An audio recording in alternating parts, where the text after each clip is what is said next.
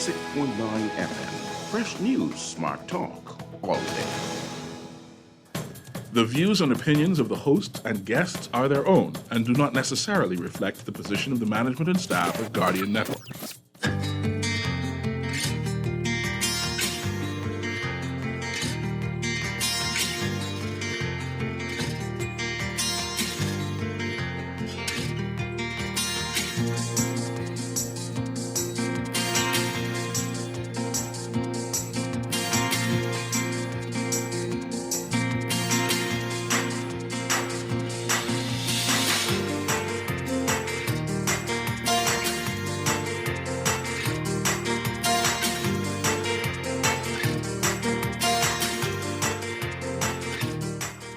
Good morning. All about the budget. $690 million in borrowing, but debt to hit $11.6 billion. Prime Minister Davis unveiling measures geared at high inflation. But the opposition says the budget fails to address the cost of living concerns. It's all straight ahead this morning. I'm Dwight Strachan, and this is Morning Blend. Wake up, it's a new day. Wake up, it's a new day. It's the start of a new way. You know that it's there. It's the start of the end of the old way. Wake up, it's a new day. Wake up, it's a new day.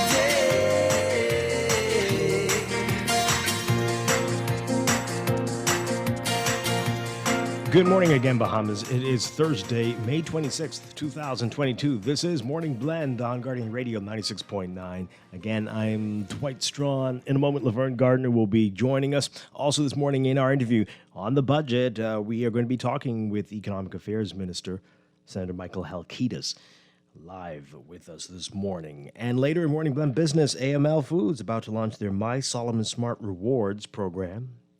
We're going to get all the details about that. But first, it's time for the overnight, the latest breaking news from while you were sleeping, and the top national and international headlines this morning.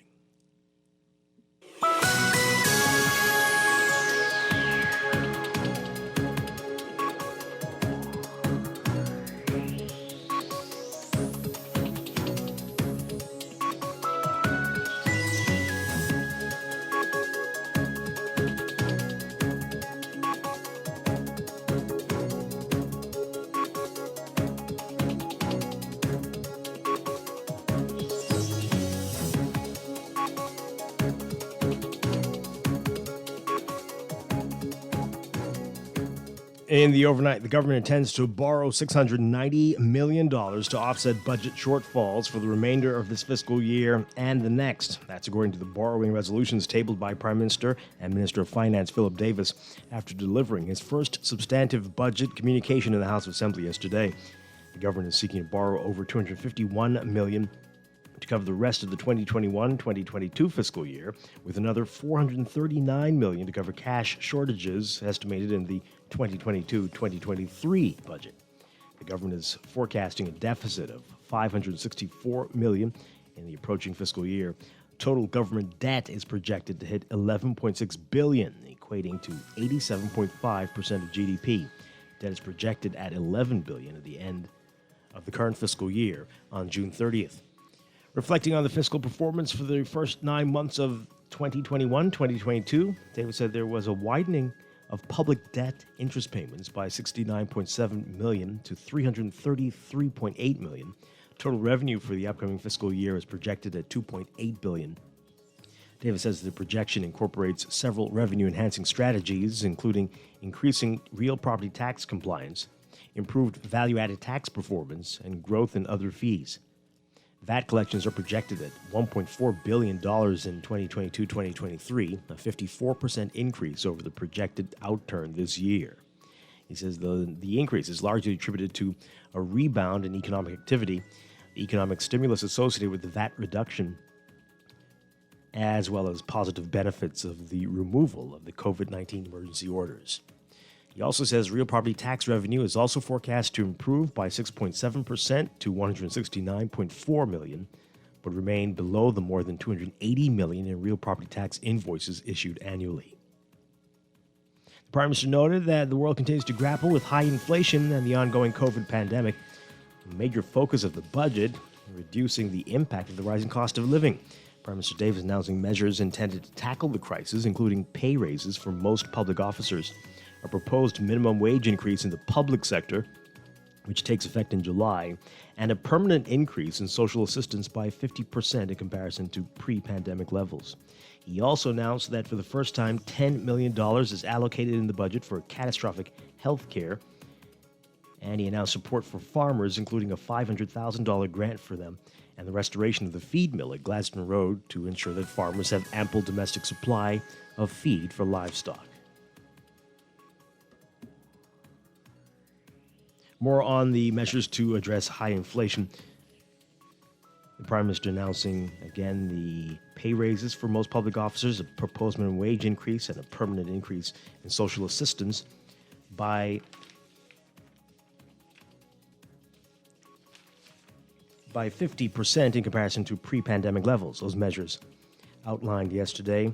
Davis said the first priority of the 2022-2023 budget is to help Bahamians cope with the cost of living crisis. Well, the FNM and its leader, Michael Pintard, says the new budget fails to address key priorities to help Bahamians grapple with the high cost of living.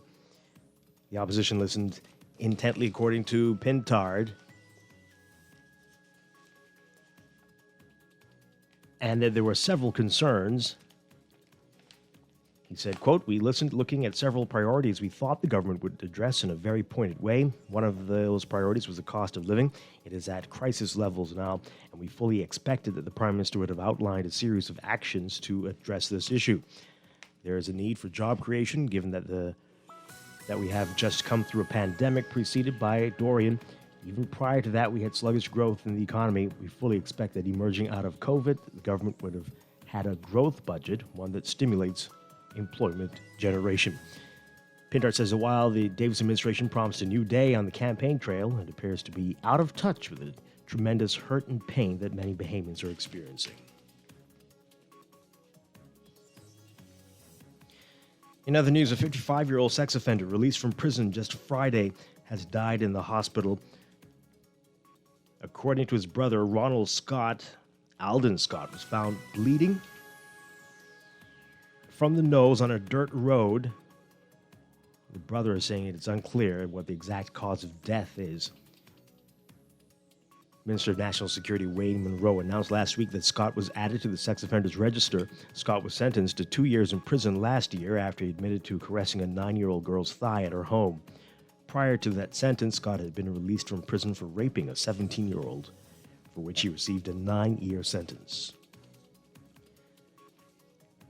Minister of Housing and Transport JoBeth Colby-Davis suggesting that she's being politically targeted and again denying claims that she struck a police officer with her car at a carnival event over the weekend. Her denial coming after Police Staff Association Executive Chairman Ricardo Walks saying in a statement that an officer was assaulted by a female driver during a carnival event on Saturday. Walks did not identify the alleged driver. However, claims that Colby-Davis was involved in an accident and incident have circulated on social media.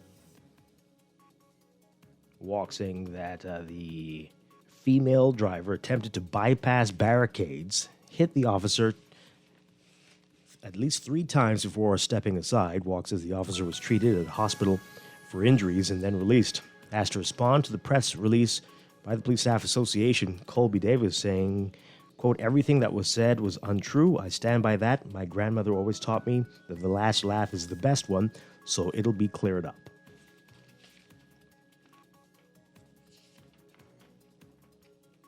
And Sandals says that despite initial speculation after 3 American tourists were found dead in villas at Sandals Emerald Bay Resort on May 6th, Bahamian authorities have concluded the cause was an isolated incident in one standalone structure that housed 2 individual guest rooms and was in no way linked to the resort's air conditioning system, food and beverage service, landscaping services, or foul play. The NASA Guardian reported this week that the pathology report shows that the Americans died from carbon monoxide poisoning. The report has not yet been publicly released. In its latest statement on the matter, Sandoz says, quote, ensuring the safety and well-being of our guests and team members is and will always be paramount. It is for this reason that we have taken additional measures such as engaging environmental safety experts for a comprehensive review of all systems across the resort. In addition, carbon monoxide detectors have now been placed in all guest rooms at Sandoz Emerald Bay, and although not mandated in any Caribbean destination where we operate, detectors will be installed in all guest rooms throughout the portfolio. Overseas, a senior Turkish official insisting after talks with Swedish and Finnish officials that Turkey would not agree to the two Nordic countries joining NATO unless specific steps are taken to address Ankara's objections. The spokesperson speaking at a news conference after the talks in Ankara that lasted about 5 hours, saying that if Turkey's security concerns are not met with concrete steps in certain timeframes, the process will not progress. Sweden and Finland submitted their written applications to join NATO last week in a move representing one of the biggest geopolitical ramifications of Russia's war in Ukraine that could rewrite Europe's security map. Turkey has said it opposes the country's membership in the Western Military Alliance, citing grievances with Sweden and, to a lesser extent, Finland and their perceived support of Kurdistan Workers' Party, or the PKK, and other entities that Turkey views as security threats.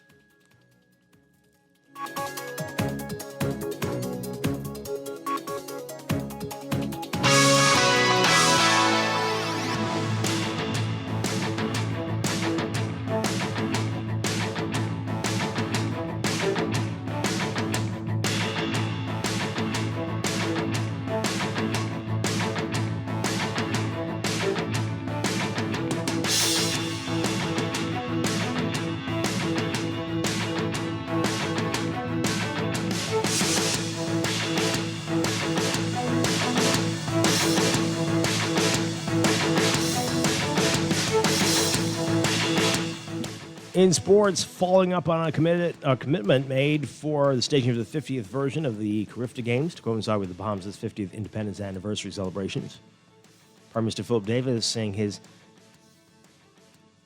that his administration is providing funds during this budget cycle for the event. Also promised is a return to the World Athletics World Relay Championships to the Bahamas and the rebirth of the Bahamas Games. Prime Minister Davis says there's a $1 million allocation to facilitate the hosting of Carifta, funding for a bid to again host the World Relays, funding to support the return of the Bahamas Games, and a 10% increase in grants for the Ministry of Youth, Sports and Culture. You can read more about that in today's Guardian Sports section. And Bahamian professional baseball player Deshaun Knowles winning the Player of the Week award for the California League in minor league baseball. He won it primarily for his offensive prowess. For the week of May 16th through 22nd, the outfielder plays for the Inland Empire 66ers at the single A level, and they sport a 20-20 win-loss record.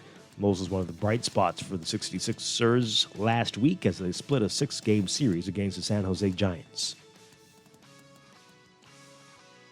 And the Boston Celtics just one win away from the NBA Finals. The Celtics running past the Miami Heat in Miami, 93-80 last night. Jaylen Brown scored 25 points. Jason Tatum added 22, and the Celtics, again, just one win away. They ran away after halftime to beat the Heat 93-80 and have a 3-2 lead in the Eastern Conference title series.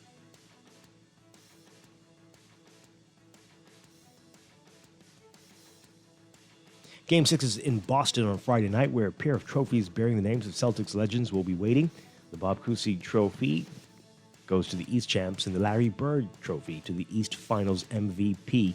And the Celtics are one win from hoisting them. The series has seen massive momentum swings. A 44-14 Miami run in Game 1, a 60-21 Boston run in Game 2, a 46-20 Miami run to open Game 3, followed by a 57-33 Boston run in the same game, and a 26-4 spurt by the Celtics to open Game 4. Game 5 run just as big. The score over a 6.5-minute stretch of the second half. The Celtics 24 and the Heat 2. The turnaround was 59-58 Boston to 83-60 Boston in just a matter of moments. That's sports, and that's the overnight. Time for your first look at weather.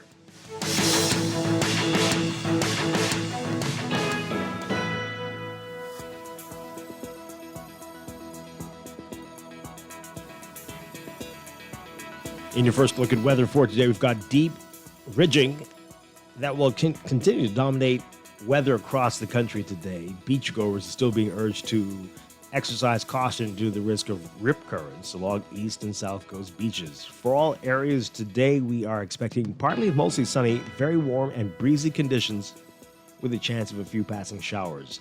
Mostly fair, warm, and a bit breezy tonight. For boaters, we've got a small craft caution in effect. Winds east to southeast at 15 to 20 knots, seas 4 to 7 feet. Temperature-wise, we are looking at highs getting up to around 88 Fahrenheit, 31 Celsius. Overnight lows tonight getting down to about 77 Fahrenheit, 25 Celsius. We are at about 77 right now under partly cloudy skies in Nassau. That's your first look at weather this morning. We'll have your extended outlook coming up after traffic in just a bit. Wake up, it's a new day. Wake up, it's a new day. It is time for break, but when we come back, we're discussing the day's top stories right here on your home for fresh news and smart talk all day. Guardian Radio 96.9. End of the old way. Wake up, it's a new day. Wake up, it's a new day.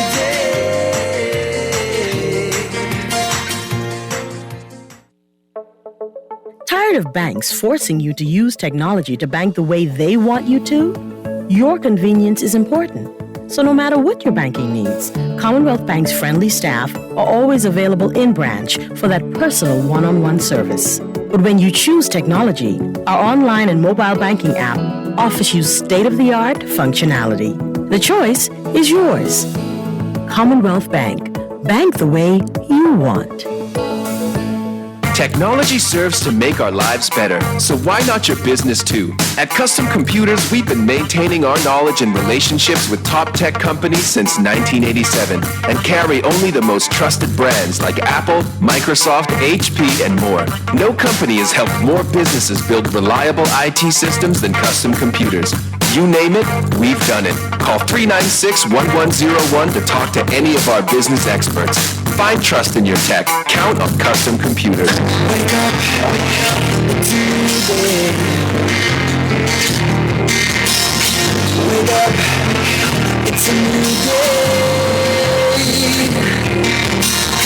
It's the start of a new way. You know that it's the start of the end of the old way. Wake up.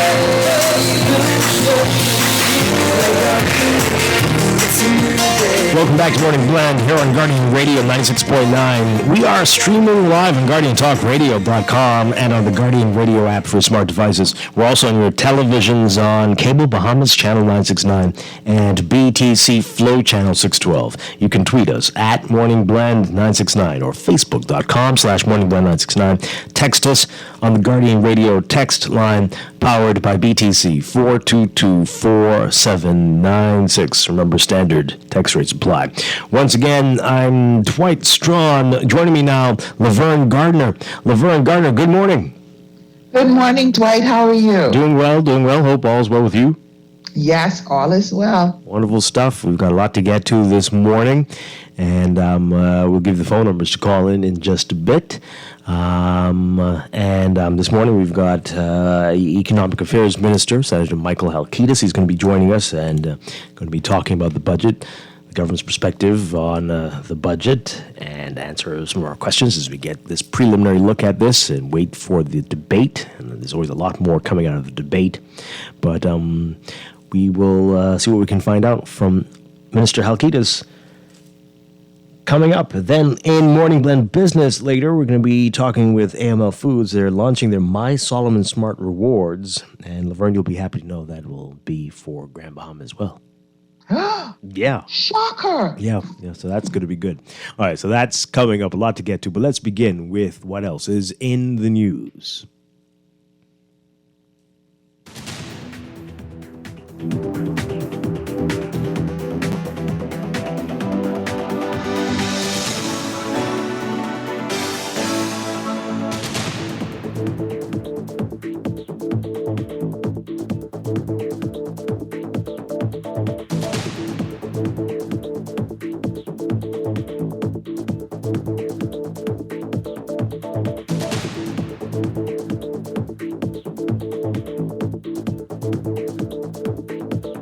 And in the news, the big story, of course, is the budget communication yesterday. We're going to get into that. But also some other big stories in the paper. Jo Beth Colby Davis, the Housing and Transport Minister, once again being asked to explain herself, whether she is the female driver that police say hit one of their officers over the weekend at a carnival event. She says it's not her, it's not true, it's a political targeting, and the truth will come out. But of course, the Police Staff Association has issued a statement saying that the officer had to seek medical attention, and although they didn't name the female driver, but the officer had to seek medical attention and has retained the services of a lawyer. So we will continue to follow that. And then, of course, the big shocker yesterday, that sex offender that we had a lot to say about on Monday and Tuesday. He was released from prison on Friday. You remember? He's dead. Yes. He's dead. Dead. And he died in the hospital after being found on Friday on a dirt road, a track road, bleeding from the nose. It's unclear what that's all about. And we will hopefully find out soon. That's concerning in the sense that this is the second time that, we don't know all of the details, but I'm thinking about the gentleman who was on the work release program and was shot at the gas station. And here we have this gentleman here who was released from prison after serving a sentence as a sexual offender, and now he's found through a track road, and now he's dead. Right. Well, again, we don't know. Vigilante justice. Well, we don't know. We don't know foul play is at Okay. play here. We Very don't know true. that yet. We don't know. I I suspected, but we don't know. Right. We don't know yet. And so bleeding through the nose, that could be all manner of things. But hopefully we'll find out soon. And if what you're saying is yes, that will be extremely disturbing and odd. I mean, especially the speed at which that happened. But okay. And we'll follow that one for you as well. But of course, the big story is the budget. This is the first substantive budget presentation for Prime Minister Davis. And he is also the finance minister. And there was a lot said yesterday and a lot of documents released. People are still going through them. We are still going through them, and we will hear more during the debate, of course, when all the cabinet ministers especially will present about what's going on in their ministries, and that's when you hear some of the often shocking details about what they've found. But for now, we have this snapshot, this preliminary look at what's going on here. And hopefully, Minister Halkitis will provide some clarity, more clarity this morning when we speak to him. But for just the overview of what we heard yesterday, we have a couple of reports for you. Take a listen to this first one from our Jasmine Brown. We promise to be transparent, open, and accountable in our decision-making and actions. The Prime Minister read two borrowing resolutions in the House of Assembly. The borrowing resolutions total $690.7 million. Davis says the borrowing is necessary to cover the projected deficit for the upcoming fiscal year and to meet with the cash shortfalls during the execution of the annual budget. As it relates to the upcoming fiscal year, the PM says the current budget projects a significant rebound in the Bahamian economy. As it relates to revenue, Total revenue is projected at $2,804 $1.4 million, at a 19.9% increase over the prior fiscal year, when the economy was in the early stages of an economic rebound from the COVID-19 pandemic. When it comes to expenditure, Davis says Total expenditure is forecast at $3,368.4 million, with recurrent expenditure projected at $2,997.2 million, and capital expenditure estimated at $371.1 million. As a result, Davis says the fiscal deficit under the current budget is estimated at $564.3 million, or 4.3% of GDP. Reporting for Guardian News Network, I'm Jasmine Brown. Okay, so this budget has been touted as being one to provide relief from the inflation, the rising cost of living in the country, and the hardships that people felt over the past few years. So the Prime Minister also outlined how these benefits are going to be beneficial to average Bahamians. For more on that, take a listen to this report from our Berthany McDermott. The Prime Minister also laying several initiatives that he says will assist in cushioning the impact of the rising cost of living. Topping that list, he says, will be a rise in the minimum wage set to take effect in July. We also believe that the rate of minimum wage needs to increase because of the general erosion of spending power of ordinary Bahamians. An imperative which has been made more urgent by the current level of inflation. To this end, we have submitted a proposal to PPSU to increase minimum wage in the public sector with incremental increases starting in July. Additionally, Davis says his government has engaged with union leaders for a contributory pension plan, as a significant number of public servants are without a plan. The Davis administration is also providing funding to increase salaries for teachers and to pay a retention bonus to teachers and nurses. The Prime Minister also announcing a 10% increase in funding for NGOs across the board, including the feeding programs headed by singing Bishop Lawrence Roll and Great Commission Senior Pastor Bishop Walter Henschel. These organizations, along with others, will also see a tax break in this budget cycle. Under this new budget, all property owned by religious organizations, trade unions, civic organizations, and burial societies will now be exempt from the payment of real property tax. This reduction in taxes will put money back in the pockets of the entities to allow them to further their reach in their communities. Davis also acknowledging the pressing need to improve national health care, which was emphasized throughout the COVID-19 pandemic. As a result, the Davis administration allocated $10 million for catastrophic health care. This means that, Madam Speaker, for the first time, the government can provide meaningful assistance to long-term dialysis patients, heart patients. There's also a $150 million loan facilitated to construct Grand Bahama's new hospital. He said additional funding has been allocated for the country's 50th independence next year, and an additional $6 million to purchase new vessels for the Royal Bahamas Defense Force. Then there's the creation of a Family Island Development Trust Fund. We have allocated 10% of the overall revenue collected in the Family Islands from property tax, road traffic fees, for the creation of a Family Island Development Trust Fund. Yes. It's going to be seeded by $200 million. This fund will facilitate the government in making immediate and significant investment in the Family Island. Reporting for the Guardian News Network, I'm Berthany McDermott.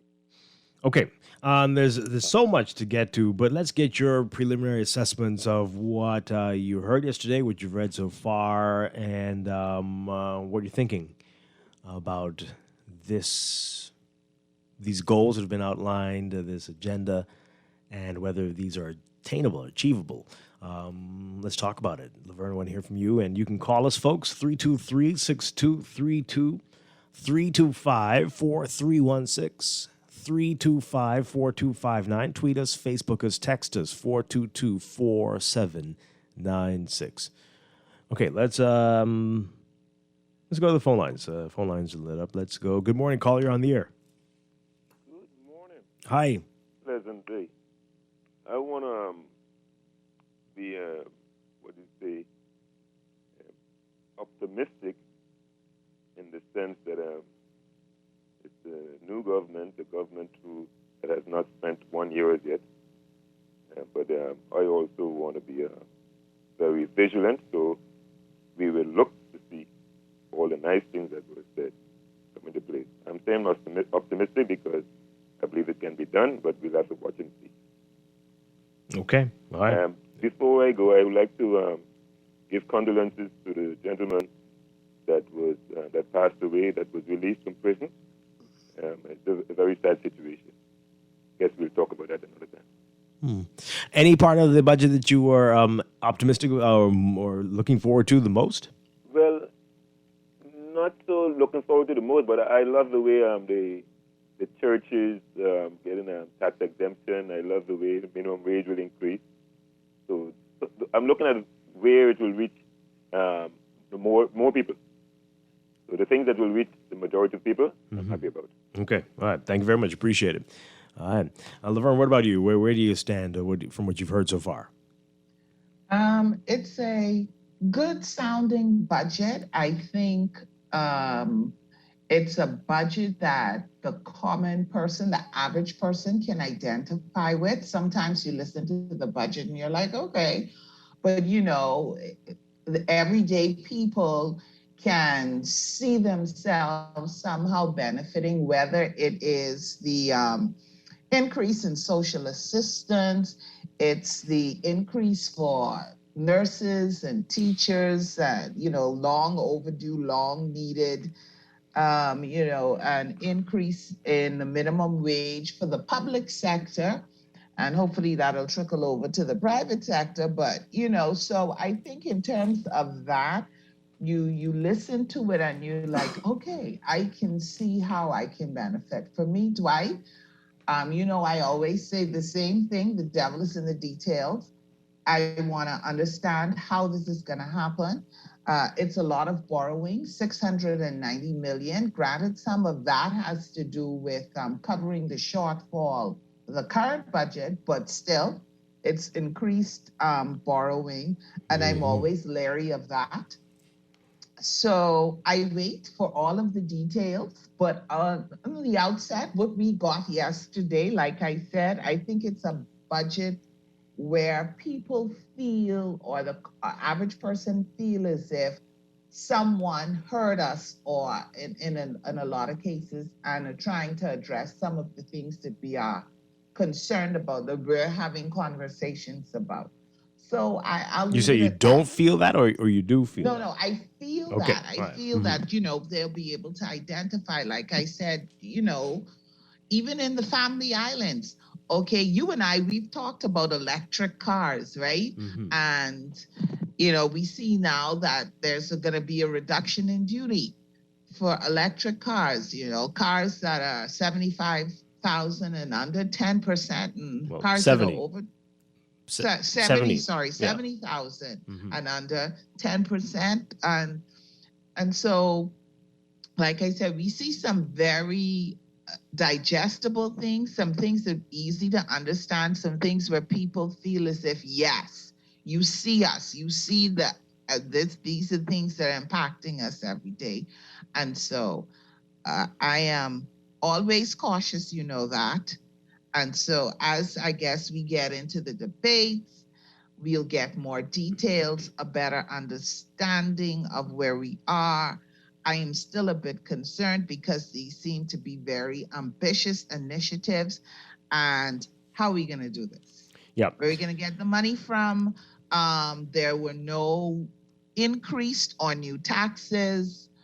What are we relying on to make sure that all of this happens? Loans, better managing of VAT collection, going out after those who haven't been paying their property taxes. What are we doing?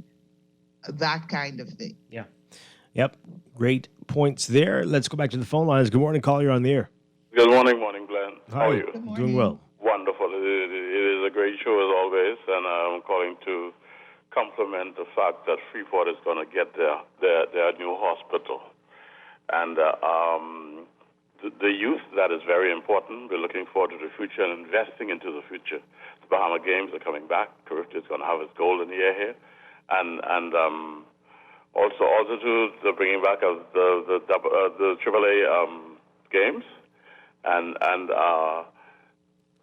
the fact of the matter is that the burial ground, the burial society, they're going to be exempted from the real property tax.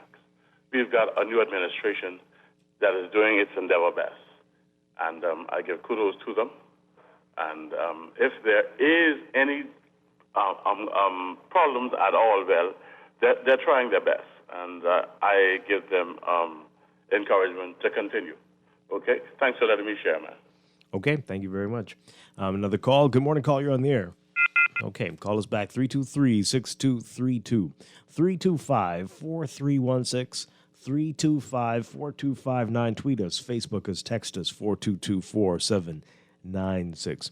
All right, let's get to some of your text messages. This texter says here, I can say this is the first time in about 30 years I can say that this budget doesn't seem just to be a cut and paste budget. Finally, I heard some thinking out of the box. It was a home run, in my opinion. Okay. The Prime Minister is talking rhetoric about transparency. His dark day government has yet to comply with the Procurement Act and tell the public who was awarded contracts worth of at least $100 million. Transparency, my foot, talking fool is a serious thing. Okay. This text here, as a small business owner, a homeowner, and living in the middle class of this country, I hear nothing that will benefit people like me. Okay. Well, I mean, maybe what were you looking for? I mean, I think there were some things in there, but what were you specifically looking for? What did you want to hear? And I heard somebody was telling me the opposite. They thought it was all middle class and up and not enough for the poor. But I think people are looking for specific things. And, right. So tell us what it is that you were hoping to hear. Right. Another one here. What about retirees? Nothing was in the budget for us. Okay. See what I mean? All right. This one says here, do they pay property tax on the Family Islands?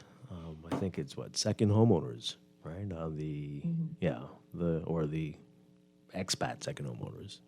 I think that's how it works. This text here, Dwight, I am 57 years old and unemployed. Please let me know, how does this budget benefit me and others like me?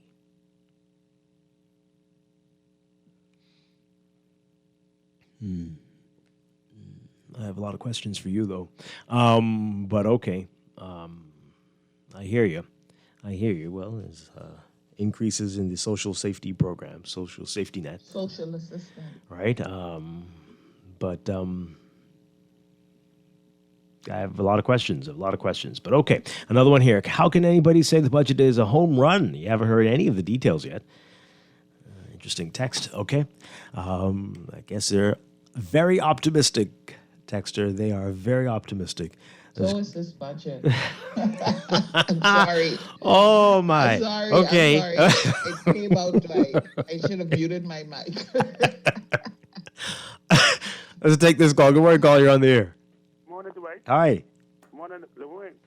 Good morning. Good morning, my blessed Bahama. See, Dwight, I always watch the budget. I don't care who government in power, I always watch the budget. Now, see, my thing is now, Dwight, I just watch and see what they do now, you see? Because I can't see why every year all of them can keep borrowing all these bunch of money. So I don't see why they can keep borrowing. And Bahama's a rich country. You don't see, really? No, Dwight, now, I know the civil service are heavy. You know that. Right now, my thing is this, right? We have a lot of outstanding money out there.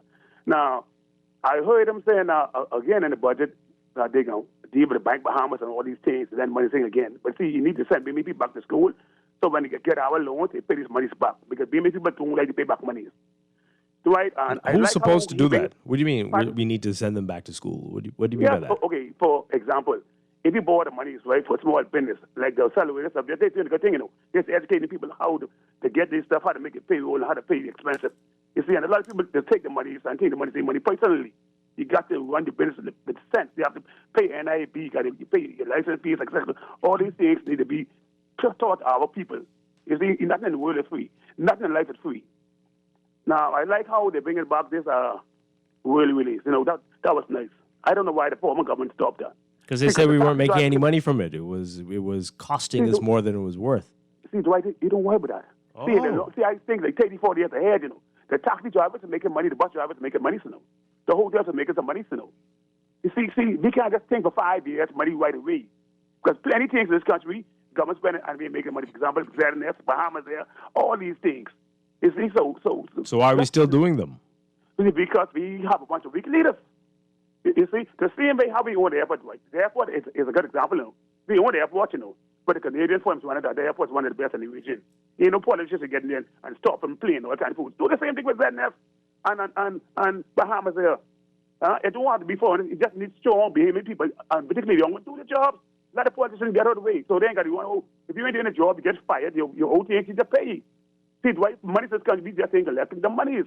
They're making me pay my fair share of taxes. I ain't seen nothing there for me either. All I see is more taxes. Okay. Why can't I get my TTC and my business license that I owe them a couple of dollars? You got to make a lot of money for my small business company. Plenty money. Right? Plenty money in this country, but some things in the Atlantic, they bring about the Bahamas. See, all them things is keep people doing something and have places for us to go to. And now, so that they have place, Because I am not going in a casino to drink beer and I can't gamble. That don't make no sense to me. But thanks for taking my call, my brother. Thank you very much. Appreciate it. Interesting perspectives. Let's take some more calls. Good morning. You're on Morning Blend. Hello, Dwight. Hi. Good morning, LeBron, and good morning to your listeners. 4 p.m. Dwight. Hello. Yes, sir. I think the government is headed in the right direction. But it ain't no home run. More like in baseball, it's more like a base hit. Huh? Base hit. Maybe it's a base hit. No, it's not not even a base hit. It's more like a run when you walk, more like you walk a walk. You understand? Oh dear. I feel like I like the question you asked, Laverne. You ask like if we feel like they're hearing what we're talking about, what Laverne was saying and stuff like that. Like the run, what I talking about. It's more like they still get political wax in their ears, or us, the people, have to get louder. Now I say they headed in the right direction, right? But it ain't no home run. I feel like things like the comprehensive insurance and stuff, everything he said is good things. My New Day government is bringing for us, right? But it could be an improvement more like the investment for the Family Island, infrastructure of $200 million. That's what we should have in the comprehensive insurance, where they say $10 million. Well, we pay for their comprehensive insurance, so they're trying to give it back to us. So I think like if we get louder or we encourage the government more, maybe in the next budget, although you might say where we can find the money from, money's being this time. We waste too much money. We just need to do more important things to help us. The farmers, they say $500,000. We want to know if that's $500,000 a piece. When you talk about bringing out the cost of living, stop spending billions of dollars overseas, bringing things, we could grow a lot of things to me. So it's a good budget. They headed in the right direction, but it ain't no home run, buddy. Keep up the good work. Okay. Thank you very much. And let's take another call before we get back to your messages. Good morning, caller, on the air. Good morning, guys. How are you this morning? Doing well.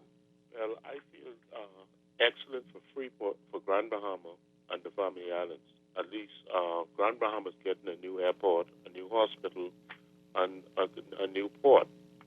So I think that's a good start of at least having some Bahamians back to work in Grand Bahama, and the Family Islands getting 10% of their earnings from, was it road traffic?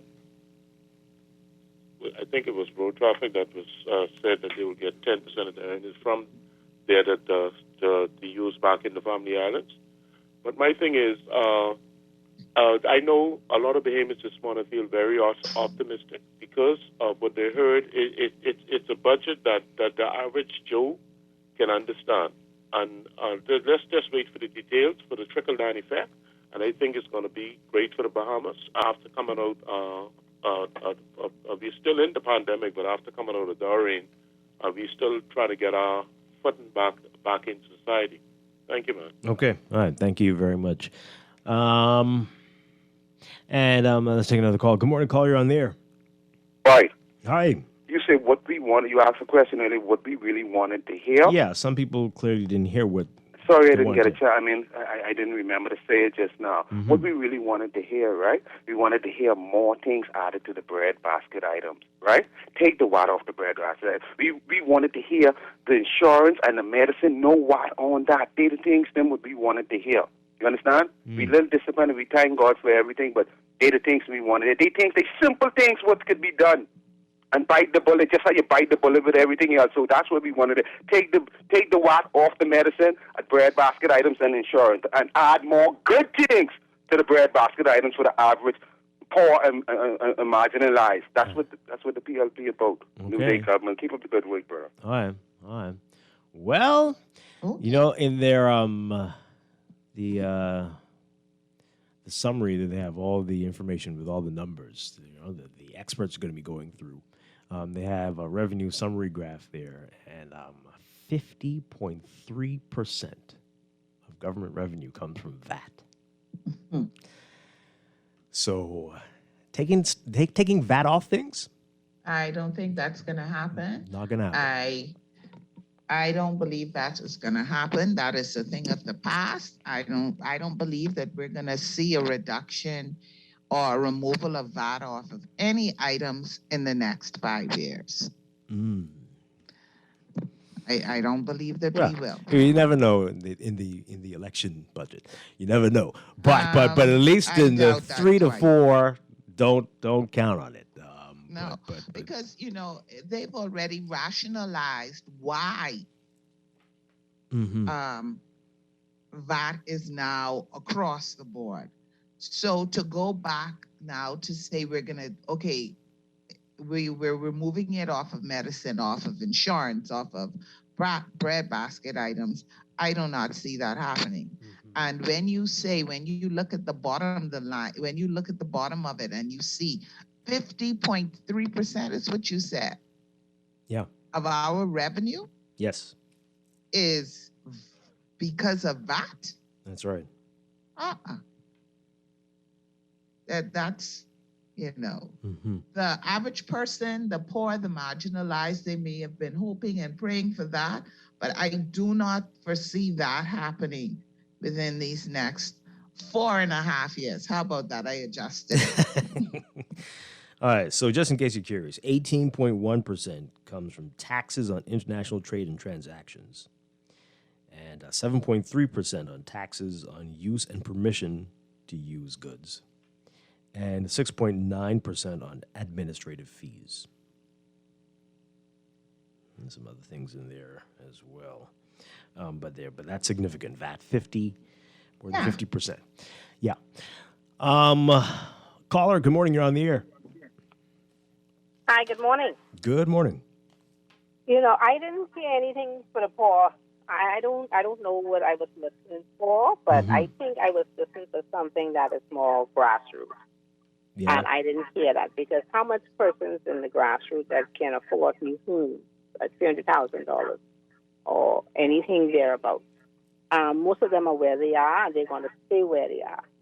So bread basket items would have been something that would have helped those persons, you know, and they're saying they put it back there because the rich was inheriting on that, the VAT off it. However, how much rich do you have in this country compared to the poor? So there's no consideration for the poor. I don't see it. And I'm very optimistic because I don't see where the monies are coming from for all these. It's a pretty budget. That's how I line it up. It's pretty. But I need to see the work done. I need to see something. I need to see where this money is coming from because they're not raising taxes. So obviously this money has to come from somewhere. Yeah. That's the concern, right? That's I'm very curious. There's still borrowing. There's still debt. How? Exactly. And when you borrow more on top of what we owe and you don't have any increase in where the money's going to come from, how are we going to be paying this back? So far, again, we'll hopefully hear more from Michael Alquinas today, but, I mean, they're talking about, you know, more aggressively going after the taxes out there, VAT and real property tax, but that's a lot. When they talk, I've come to a realization that they do a lot of talking they don't do much of action. You understand? That's what I've been seeing. And everybody has something to say, but nobody have anything to show. So that's where my curiosity comes in. I need to see something being done. And I don't like the 10% of the Family Islands earnings going back to them because they are so underdeveloped. They need more than 10%. Ah, okay. I was wondering where you were going to go with that. That's not fair to the Family Islands. Wow. They should get at least 40 to 50% of their earnings, their own earnings, which ain't much to begin with. You understand? To stay on those islands and develop those islands. So that don't give me no. I'm from Andros, South Andros to be specific. Okay, where Prime Minister Tilden hold for years. That is one of the least developed islands in this country. So I feel like more than 10%. If you're serious about the family violence. I hear you. I agree. I agree totally. Yes. Real empowered local government. Absolutely. Thank you so much. Appreciate your contribution. Really do. All right. We'll take this call and then we'll get to your text messages and we got to get to a break. Good morning, caller. You're on the air. Good morning. Good morning. Yeah, that's right. The best thing was. Yeah. That's who? Okay. I mean, he sounded like he was going to be calm today, but no, we can't chance it. Okay. All right. Text messages? Right. We invite you to text us, you know who. 422-4796 or tweet us so we'll know it's you. Tweet us at morningblend969. All right. Let's get to the messages. Someone says here, tell that, oh boy, no, that's not, I don't want to go here though. Oh, man. Okay, anyway, they're saying, tell that 57-year-old who's unemployed, I'm the same age and working as a security officer, making over $300 a week. Just thought I'd put that out there.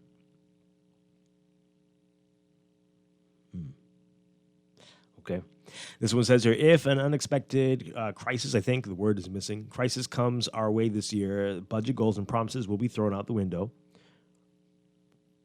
Okay. Yeah, well, that's a given. But let's say there isn't one. Can they meet the goals? Yes. Is it too reliant on collecting taxes that have been notoriously difficult to collect? Right? That's right. Like how easily can we do this? And anyway. This one says here, why didn't the government raise the old age pension? The money is very small considering the high cost of living in this country. This one says here. They only did it for public servants, eh? It was only done. Proposed. Mm-hmm. For the minimum wage. Yes, minimum wage. Mm-hmm. It was only for the public sector. Yes. You get the money. Who will get the money? What? You get the money. We'll spend the money. Beer's gone up. They could buy the beers. What now? What? Okay. Another one here. On the budget, good intentions are a relief to hear, but productive action is real fresh air to a nation. So do it, Prime Minister Brave. This sounds like a riddle, almost, but I think we get what you're trying to say. Another one here. Those exemptions for churches should only apply to those that can verify they contribute to the society they're in, i.e. with after-school or community centers that can show measurably that they help.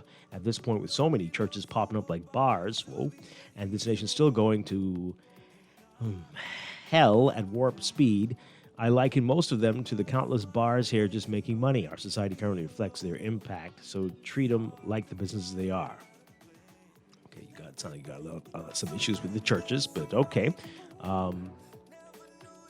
We need to scrutinize everything. Yes. And this one says here, I don't think it's a walk either. It's more like they're in the locker room talking about the game strategy and going over the plays. It's nice words at this point, as with all budget summaries. Just like Dubai 2020, that was supposed to be a great opportunity to show off our innovative capacity and the bright ideas of all our young people, but turned out to be all about singing and dancing. Yikes. All right, we're going to take that break and be back. And when we come back, we'll be talking with the Economic Affairs Minister, Senator Michael Halkitis, with more on the budget. Stay with us. This is Morning Blend on Guardian Radio 96.9. Extraordinary, like an extraterrestrial, to rescue an outside. Everybody, because somebody, get us somebody. Ooh, never knew that you were a hero, just like you. Work your hardest to get as far as the sun, the stars, and moon. Never easy, but the real dreams do come true. This is Guardian Radio 96.9 FM, Nassau, Bahamas.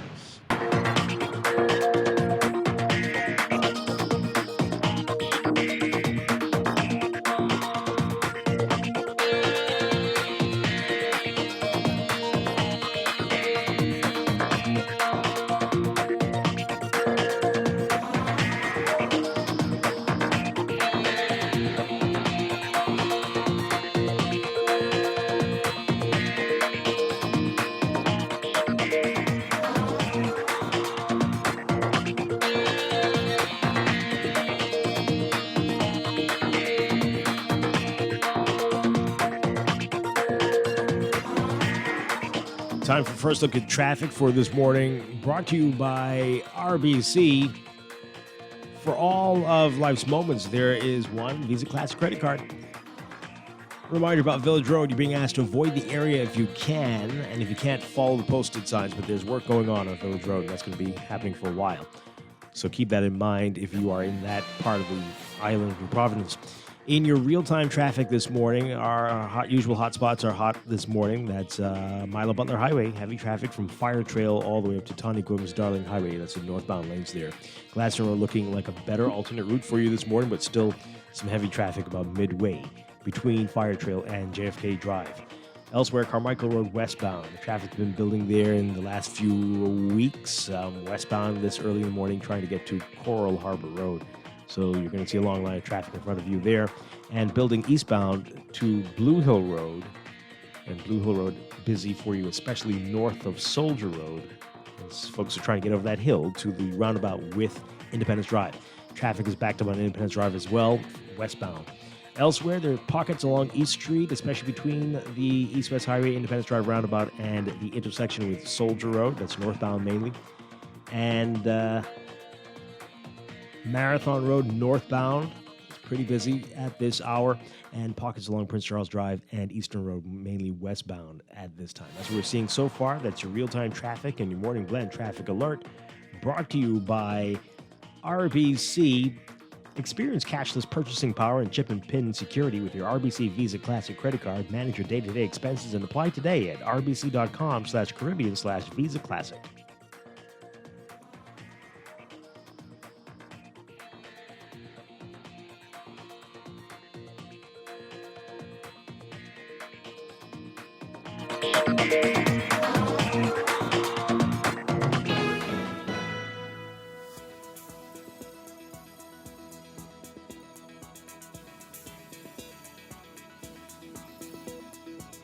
And time for another check of your weather for today, brought to you by BTC. We've got deep ridging that will continue to dominate weather conditions across the country today. Beachgoers are being urged to exercise caution due to the risk of rip currents along east and south coast beaches. For all areas, look for partly to mostly sunny, very warm and breezy conditions with a chance of a few passing showers. Mostly fair, warm, and a bit breezy tonight. Small craft caution remains in effect. Temperatures getting up to around 88 Fahrenheit, 31 Celsius. Overnight lows tonight getting down to 77 Fahrenheit, 25 Celsius.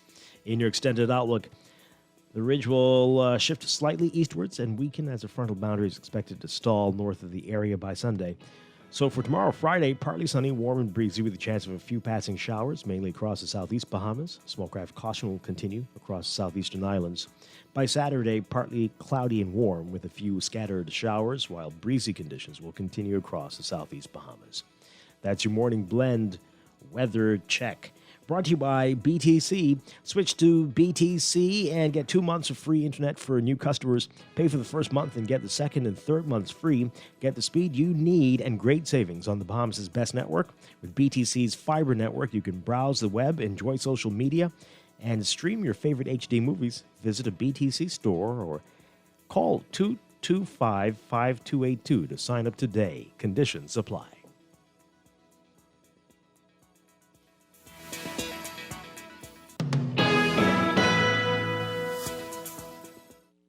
Screws and Fasteners World, Balfour Avenue and Palm Beach Street, has those hard-to-find fasteners for you right now. You can find stainless steel regular hex, carriage bolts, galvanized bolts, threaded rods, nails, self-tap screws, sex bolts, anchor bolts, turnbuckles, masonry tools, hand tools, and weed whacker strings. Check out the rope selection and car body fasteners, too. Special orders are welcome.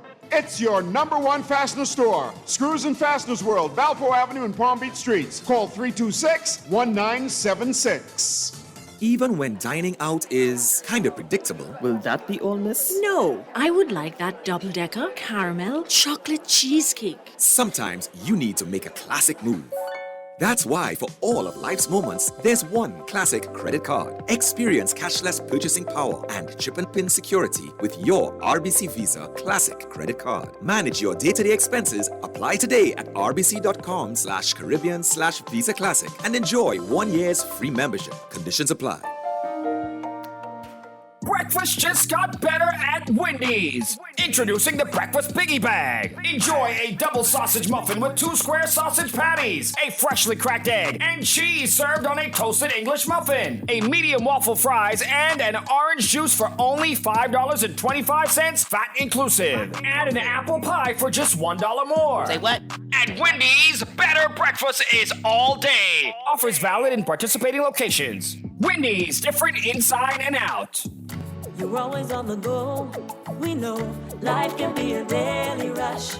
CIBC, First Caribbean, you can count on us. We make life easier. Manage your accounts at any time. Apply for a loan. It's easy when you bank online. We make life easier with choices that suit you. CIBC, First Caribbean. Are y'all ready, kids? Polies Playhouse presents Polies Pop-Up Party.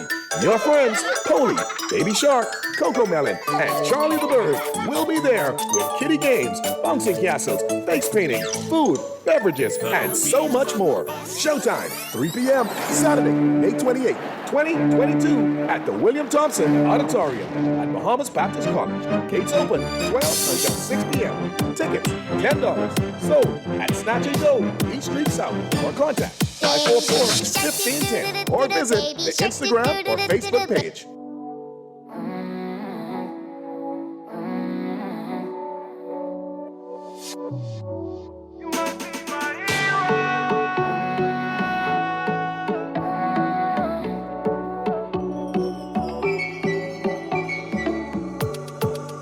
Don't need no superpowers to be a hero.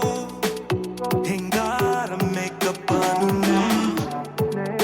Ain't gotta smile up when you know that you feel low. It's hard to fly without a plane.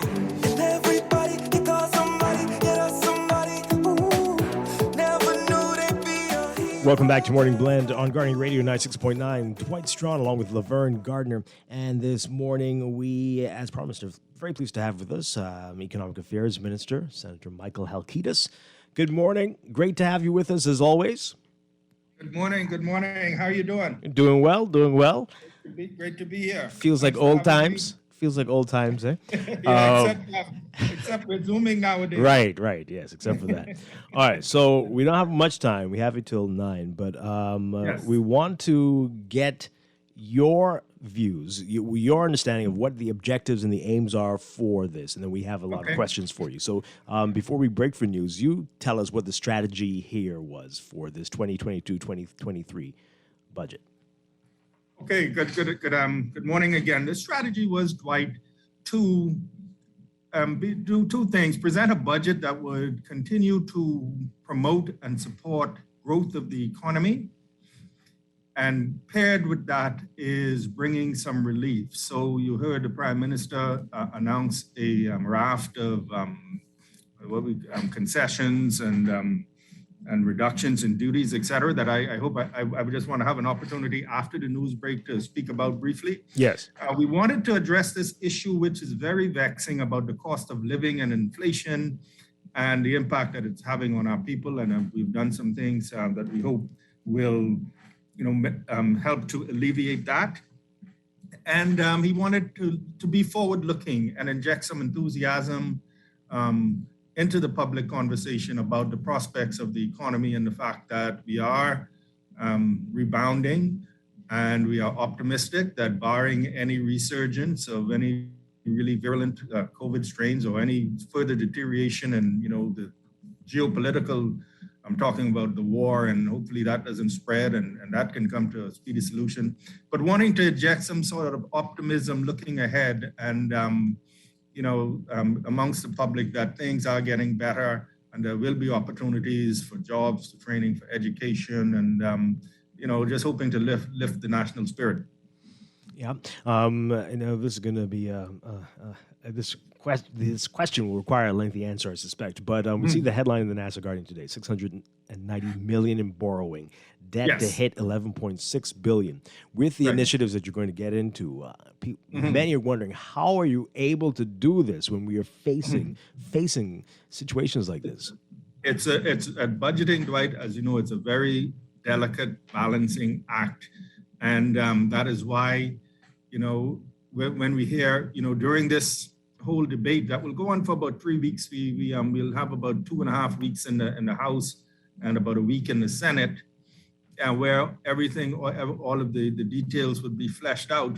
And I hope to perhaps have an opportunity to come back during the course of that or at the conclusion of that, just to have some more time. But it's a balancing act because you want to bring relief, you want to support your initiatives in terms of providing funding for education and security, health, etc. And you will hear, I'm sure, a small business, you will hear I think you've already heard some of it, but during the course of the debate, you'll hear calls for more money for these things.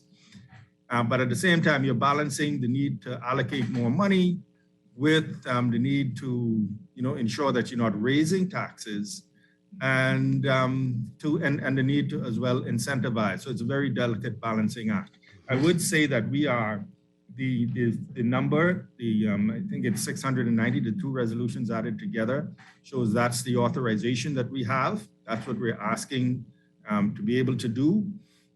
We are hopeful that we don't have to utilize that full authority, meaning if our revenues perform better, or the economy grows faster, or we're able to realize some savings, then we won't have to do that. But what that represents is our maximum authority going ahead, going into this year. This year that we're concluding, as we've said, we expect our revenues to come ahead of projections. And so if that continues next year, then perhaps we don't have to use the entirety of the resolution. But as the headline says, if we use the entirety of the authority, we'll be looking at $11 billion. Again, which is concerning because we have to bring it down. But I think the lesson in all of this as well is we're still in some phase of, we're still in recovery from the impact of COVID-19, and it's going to be a gradual process. So after the news... Yes, we'll pick it up. Thank you so much. Stay with us, folks.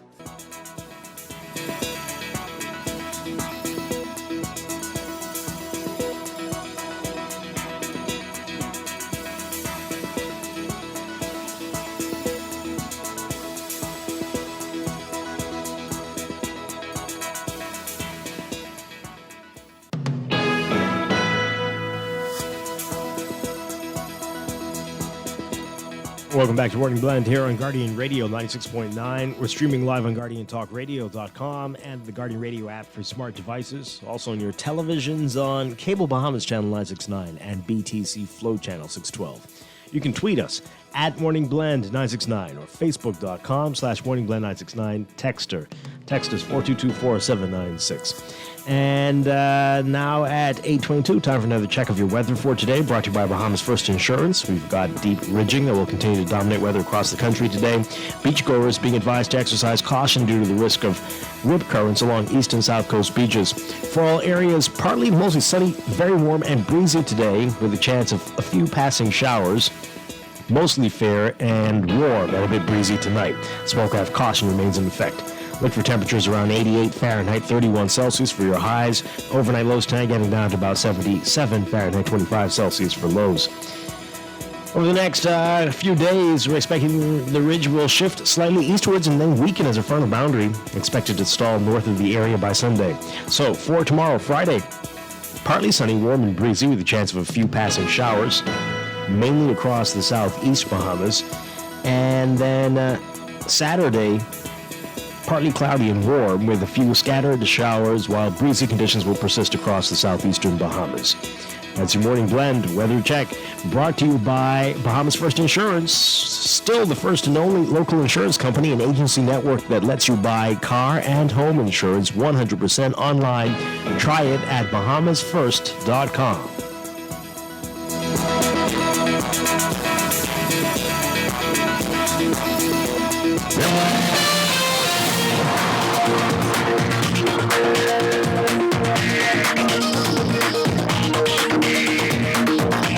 Got another look at your traffic for this morning, brought to you by RBC. For all of life's moments, there's one Visa Classic credit card. A reminder about Village Road, avoid the area if you can. If not, follow the posted signs.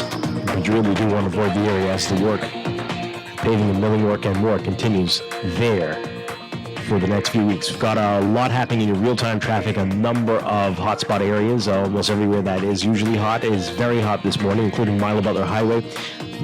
From well south of Fire Trail all the way up to the roundabout with Tonic Williams Darling Highway, you're going to be seeing that heavy traffic there in the northbound lanes. Gladstone Road looking a lot better as an alternate route for you this morning, though, so try that if you can. Blue Hill Road is busy for you from especially north of Soldier Road, Independence Drive, back to both directions between the Blue Hill Road roundabout and East Street roundabout there. So that's east and westbound. You're going to be seeing heavy traffic, especially west, it seems. And East Street and Soldier, the intersection there looking congested for you. Soldier's also busy near Windsor Place, near Old Trail, at that intersection with Robinson Road and Robinson between Soldier and Old Trail, heavy traffic there. And Soldier all the way up and through to Village Road, which you should avoid if you can. In the northbound lanes there, Bernard Road westbound to that intersection also busy for you. And Eastern Road, heavy traffic westbound. Prince Charles Drive westbound as well at the major intersections. We've got some building traffic for you, well, quite a bit happening in the six-legged roundabout in multiple directions, northbound, southbound, and eastbound on JFK. And West Bay Street eastbound to the roundabout with New Providence Highway. Those are your hotspots. That's your real-time traffic. And your morning blend traffic alert brought to you by RBC. Experience cashless purchasing power and chip and pin security with your RBC Visa Classic credit card. Manage your day-to-day expenses and apply today at rbc.com/Caribbean/Visa Classic.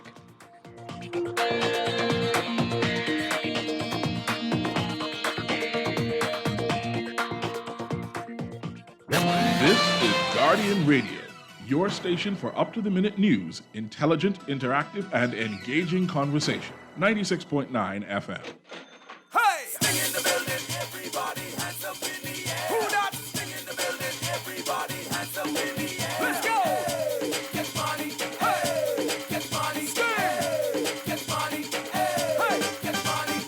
Everyone wants money. We are back here with Morning Blend on Guardian Radio 96.9. Dwight Strachan along with Laverne Gardner. We are talking with Economic Affairs Minister Senator Michael Halkitis, talking about the budget and getting an overview of what we can expect, especially during the budget debate.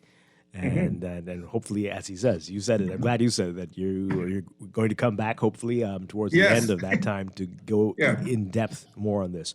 All right, so I want to talk about some of those initiatives that you mentioned. We've got a lot of questions for you, so we're going to see how quickly we can get through all this. But let's highlight some of the initiatives that you were talking about to help alleviate the cost of living.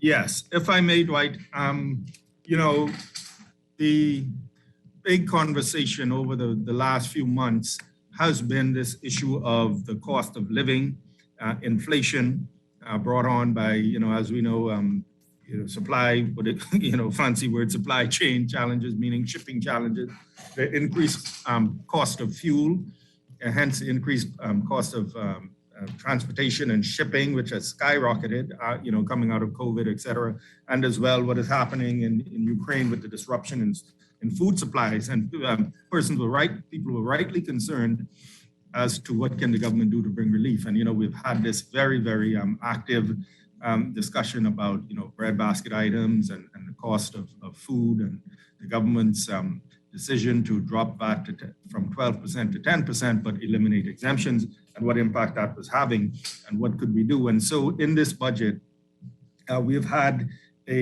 quite a significant number of import duty reductions on food items, and as well on building supplies. Building supplies, of course, to encourage home building and home renovation. But I want to just talk a minute specifically about food, because that has been the issue that has been really of concern and exercising Bahamians of late. Now, when it comes to food, a lot of the most of the food that is imported in the country is already done so duty-free or at very, very low rates, 5%, 10%, et cetera. Some exceptions, and which we have addressed in this budget, chicken, particularly chicken parts. We're talking about wings, leg quarters, thighs, drumsticks. We didn't touch the whole chickens because our understanding is that those are purchased mostly by restaurants, et cetera. But what we understand is, what we know is that, for example, the import duty on chicken was 30%. That was put in place because to promote a local production and to protect some of the local producers. So what we did, our study has shown that when it comes to Bahamians going to the store and what they eat, they chicken leg quarters, chicken wings, pork chops, ribs, notwithstanding the vegans. And so what we decided to do was reduce the rate of duty on chicken parts from 30% to 10%, on pork from 25% to 10%, on eggs from 30% to 5%, and on turkey from 20%. From 30% down to 15%. Now the question is, okay, well, what does that do to the local producers? Before doing this, we had some discussion with the major producer, and our view is that instead of leaving a tariff in place, a 30% custom duty that increases the price locally, what we should do is seek ways to directly subsidize and give support to the producers so that they are not harmed. And we've been in discussions. We think we've come to an understanding that we will, and the Prime Minister spoke about it yesterday, we will, in one instance, direct support in terms of electrical subsidy, and as well investment in the local feed mill to ensure that there's a consistent supply of quality feed. So now we think that when it comes to what Bahamians consume from the grocery store, that will have an impact. Of course, the question is, will that be passed on to the consumer? And how will we ensure that happens? How will we ensure? Now, there's some things that we can do in terms of monitoring and to see that it's passed on. If it's not passed on, then maybe there's some other action we might have to take. But we will be monitoring it. We've spoken to some retailers, and what they tell us is that their sort of buying cycle is that we should begin to see some of this improvement in about a week or two as they refresh their inventory. So we will be monitoring that to look for savings, because to drop duty on chicken parts from 30% to 10%, that's a significant saving. And in the past, there has been the criticism that merchants would tend to just not pass on the savings, but this is something that is being watched. And I don't want to say we are hopeful, but we will be watching to see, that this is passed on. And if it's not passed on, then, we're going to have to look at what options we have. That's a week or two from now, or a week or two after the budget passes? From now. From the now. reduction, Okay. with duty reductions, they come into effect immediately. Okay. That is a feature of the budget. Excellent. Now, I want to say as well, Dwight, that, if you look on the duty reduction list, you'll see octopus going from, and some other things like asparagus and mushrooms and things going to duty free. And that is a part of our efforts. We have the local hospitality industry has petitioned us. They say that what has happened is some of these items that they put on their menu, because of the duty structure, it makes them less competitive in terms of the Bahamas as a culinary destination, or being able to have meals at their restaurants at a reasonable price. So we've also made those adjustments. But the main adjustment is in for things like chicken, pork, which includes, pork chops, ribs, turkey wings, etc. Which, when we speak about middle-income individuals, that is a lot of what we consume on that end. Right. And so, as I said, we'll be watching that. Another issue, and then let me just address this one, and then I'll answer some questions, and hopefully we can, maybe get a couple of texts. Yeah. And just to say again, Dwight, it's such a vast topic and so many subjects that we have to arrange to come back maybe in the middle and then at the end again to, as people have an opportunity to hear some of the debate and look into some more of the details. We can have an opportunity to come back and answer questions. We are having a press briefing today at 2:00 at the Ministry of Finance, where we will go into more detail with the press, and that would be streamed live. So I invite the listeners to as well listen in later on today, and we'll be throughout this process, making appearances and trying to seek to bring clarity to some of the issues. The other issue that has, been part of a discussion, and when it comes to cost of living, is our whole real property tax reassessment, where we've had some individuals seeing their tax bills go up, and the majority have not, but we've had some, and those people have expressed concern. What we have done is we did an exercise where we updated the values, and so what has happened is, you might have had people who had properties, either their homes or their small commercial properties, on the register at significantly lower values than what the actual values are, because reassessment has not been done for some time.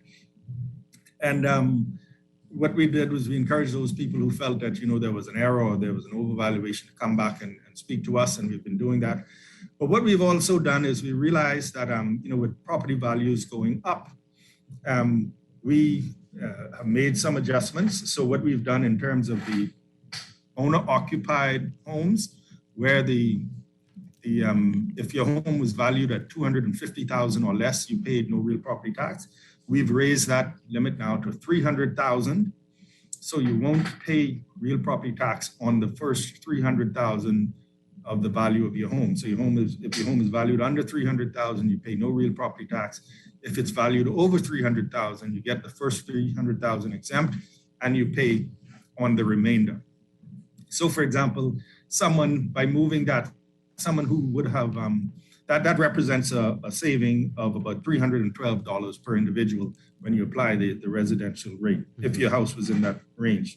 What we've also done is we've made some adjustments, slight adjustments downward to commercial real property tax. Now, some might say, well, why you want to do that? That's businesses. Well, it's not all big business. It has to do with some people who have rental properties, some people who might have a small commercial plaza. And what we found is, as we did the revaluations, we made some minor adjustments to the rate so that they can get a break as well. We have, there was a cap on real property tax. The maximum amount that could have been paid on real property tax to residential, regardless of the value, was $60,000. And, that has caused some controversy, because we had people who would say, well, in order to pay $60,000 in real property tax, your home has to be worth $9.6 million. And so what we did was we've raised the cap. We haven't eliminated it altogether. We've raised the cap from $60,000 to $120,000. And to put that into perspective, if you pay $120,000 on your real property tax, that means your home is worth $19 million. It's $19.2 million. Wow. So that, with only that movement, that cap, that would affect the very, very ultra high end, of course, who we believe can absorb that and should absorb that. Mm-hmm. The other significant move in terms of real property tax is that churches have always been exempt, but there have been some issues in terms of buildings owned by churches, for example, a rectory or priest or pastor's residence that was not connected to the church. Things like auditoriums and church halls, as well, union properties owned by unions. and other NGOs. And we are now exempting those because we've had some issues where the taxes have accumulated, for example, for like a church auditorium, and that was not the intent. So we are bringing that relief so we can eliminate that headache from them and free up some money for them as well to, as the Prime Minister said, inject into the community. So those issues, and I have to say, Dwight, along with when we talk about the reduction in the duties on those items that are consumed, I think more by Bahamians, when we talk about chicken, etc. We have in this budget increased the allocation for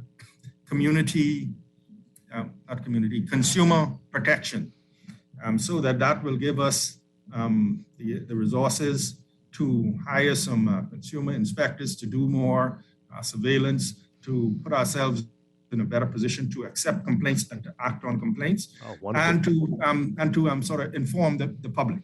All right. So we're adding about $500,000 directly to consumer protection for that purpose. That will enable us to hire some people as well as invest in communications, et cetera. That is excellent. All right, so we have a lot of questions, and you said a lot, and we have our set questions as well. Okay, but you mentioned that these reductions, the duty adjustments, go into effect immediately. Yes. All right. So and we know this happens, and it hurts when the duties go up because people are like, oh, wait a minute, I thought that for the fiscal year. But anyway, so somebody's asking. So what happens is this: it's a mechanism called what's it called? The Protection of Revenue Act. So when your duties go down, like for example, yesterday, Prime Minister of Finance signed some orders, the Protection of Revenue Order, meaning that when rates go down, they come into effect immediately. When rates go up, you can decide to say, well, okay, this will go up effective such and such a time, because it happens. Let's say if someone says, oh, I had a car on the dock, or I had a car on the way, or I had something on the way, right? So when it goes up, the government can have the discretion to say, well, okay, I can be mindful of that. Someone says, oh man, my car on the boat halfway and the duty went up. And so you can have the government can say, okay, we'll put this into effect July 1st or August 1st or whatever. But in terms of reductions, they go into effect immediately. All right, wonderful. So somebody's asking, what happens to business with duty paid inventory? Will the government reimburse them? Duty paid inventory, meaning they have no. You mean they have already? No. Well, what businesses tend to do is, you have your inventory, you would sell it off based on your cost. When you refresh your inventory, and for example, we wouldn't expect a business, for example, who has a freezer full of chicken to sell it to reduce the price because they have a particular cost that they have incurred to put that in their freezer now. But when they're importing new stock, that would be brought in at a lower cost, and we would expect the price to reflect that. Okay. All right. So we heard a lot about plans for events we're going to host, and of course, new hospitals and the airport. Those were on the plans, the drawing boards for a while now. And those are necessary. But some of the other things, perhaps the world relays, people are questioning, do we really need to do that when you have to borrow so much money to meet your debts? Explain that or rationalize that for us. The rationale is this, and we hear it. For example, we heard a similar thing, let's say in relation to the royal visit and perhaps even the opening of Parliament. And I think there was another thing, let's say the Dubai trip. The relays, the idea, and we call it sports in paradise. The idea is that you have to spend some money to make some money. And if our feeling is that we host these sporting events, what it does is brings people here. And so they will we will put on the event. Of course, they will fly, they will pay to come here and their accommodations, etc. And hopefully they bring some family and other fans with them who will inject some money into the economy. That as well, there's some public relations related to it. So we'll get some, the Bahamas name will be called in terms of, hosting the relays. And perhaps the expectation is, it will then spur other events to come.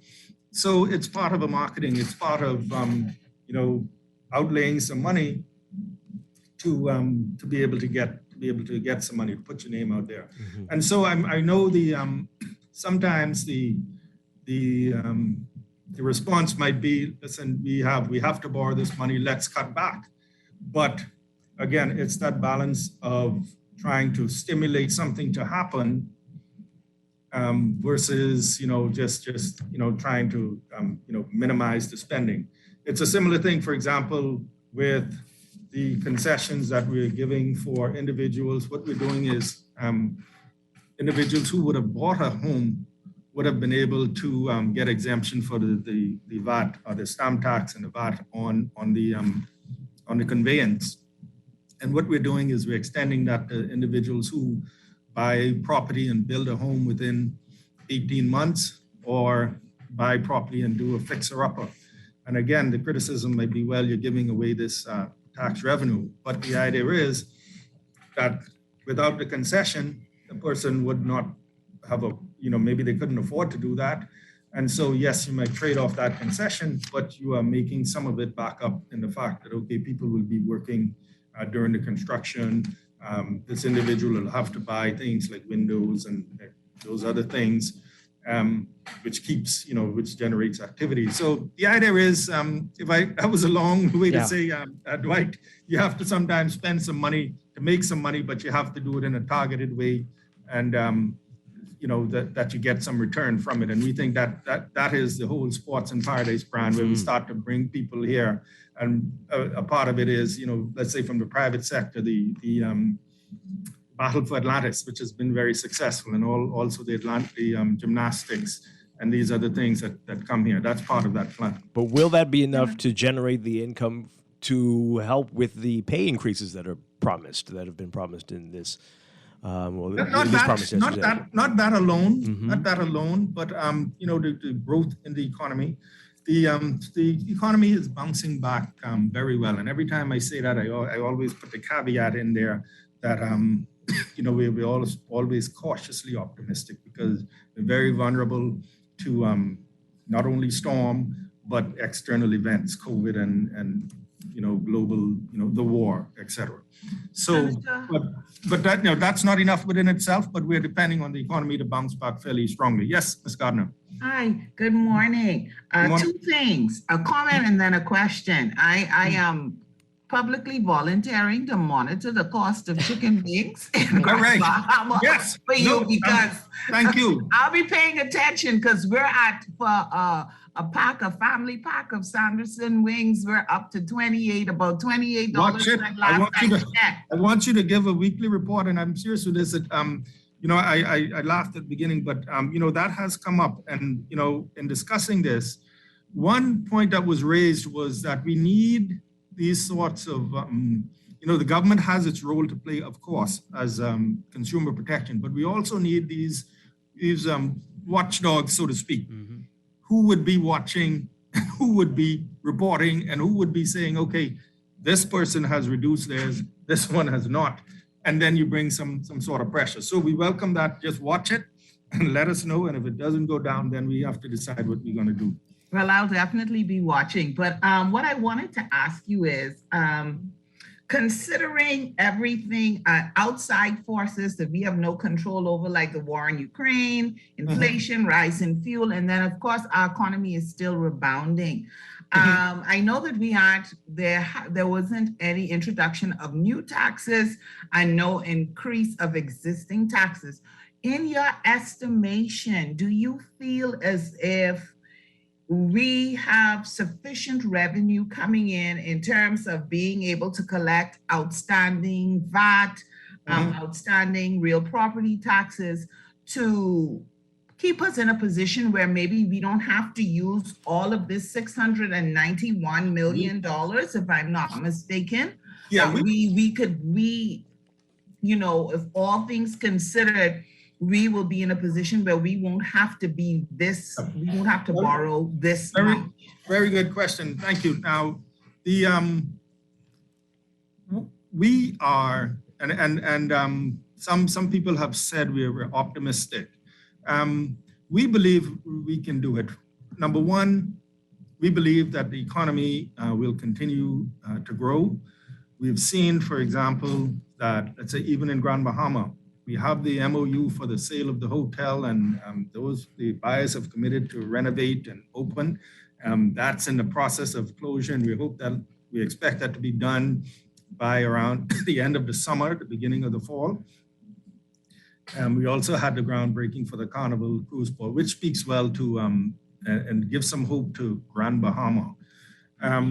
What we have to do is ensure that we execute. I sat in the parliament yesterday and I leaned over to my colleague, when everybody started to clap, I said, now we have to execute.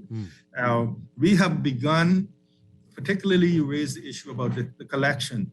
We are beefing up our revenue enhancement, and I always say not to hound the ordinary Bahamian, but to close those loopholes, to ensure that those individuals who owe and have means to do so, commercial concerns, etc., they are paying, to ensure that we have the audit capability so that when people do returns, we are able to verify them and when necessary, even assist them in making their returns accurate.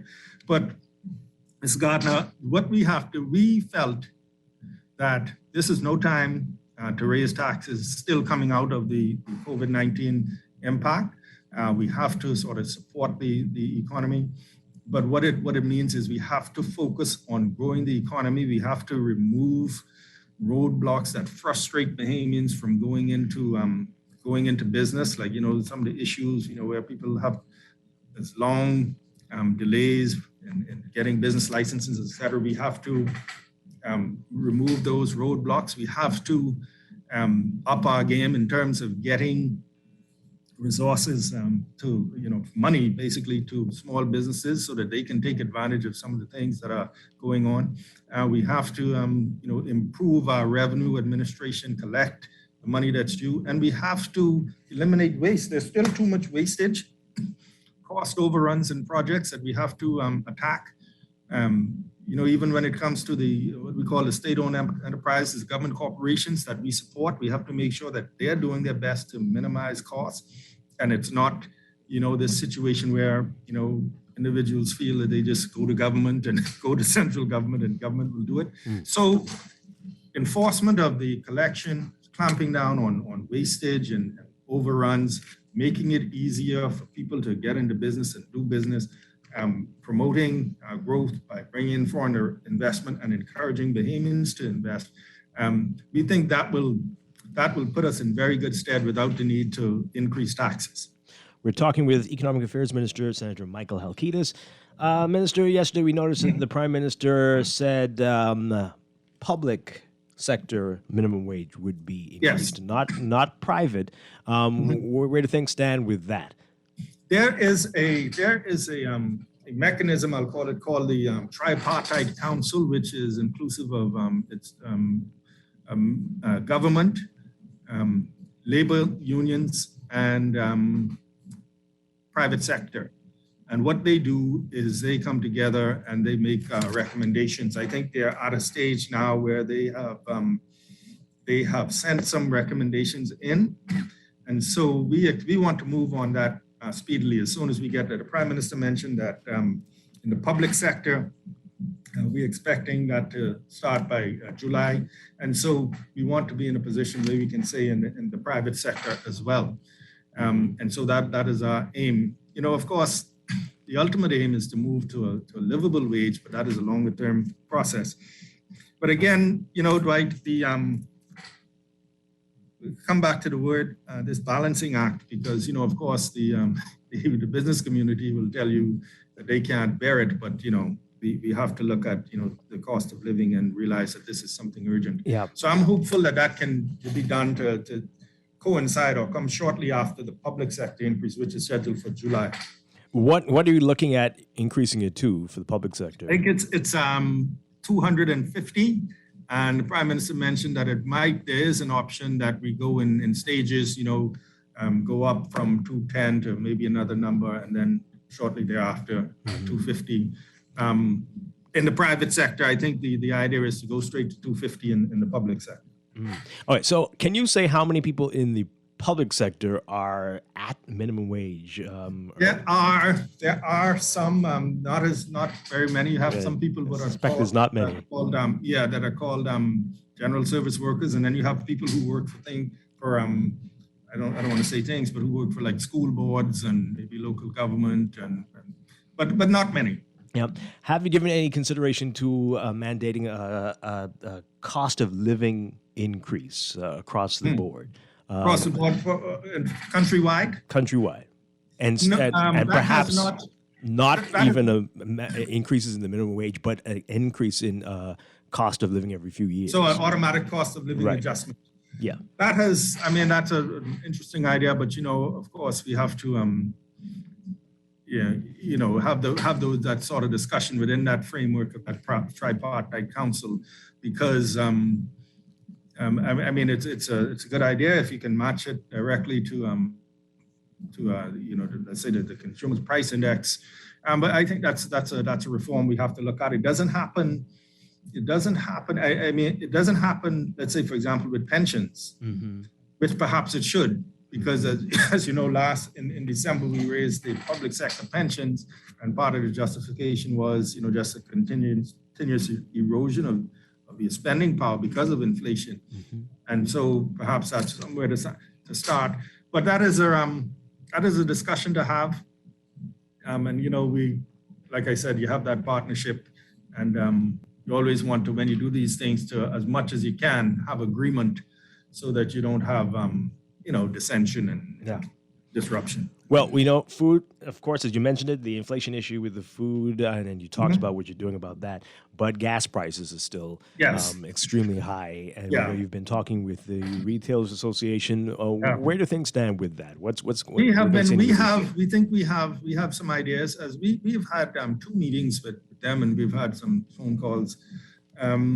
It's a vexing issue because to increase the margin is, what that means is the increase goes directly to the consumer, and we're already struggling.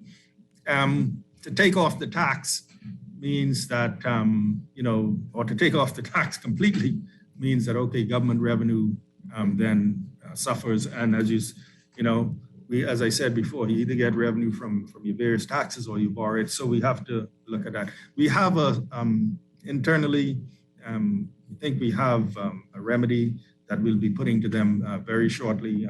Absolutely, before the end of the week, we'll call them. So it's part of their issue is their survival, and the fact that with the prices going up, they're having difficulty even getting inventory.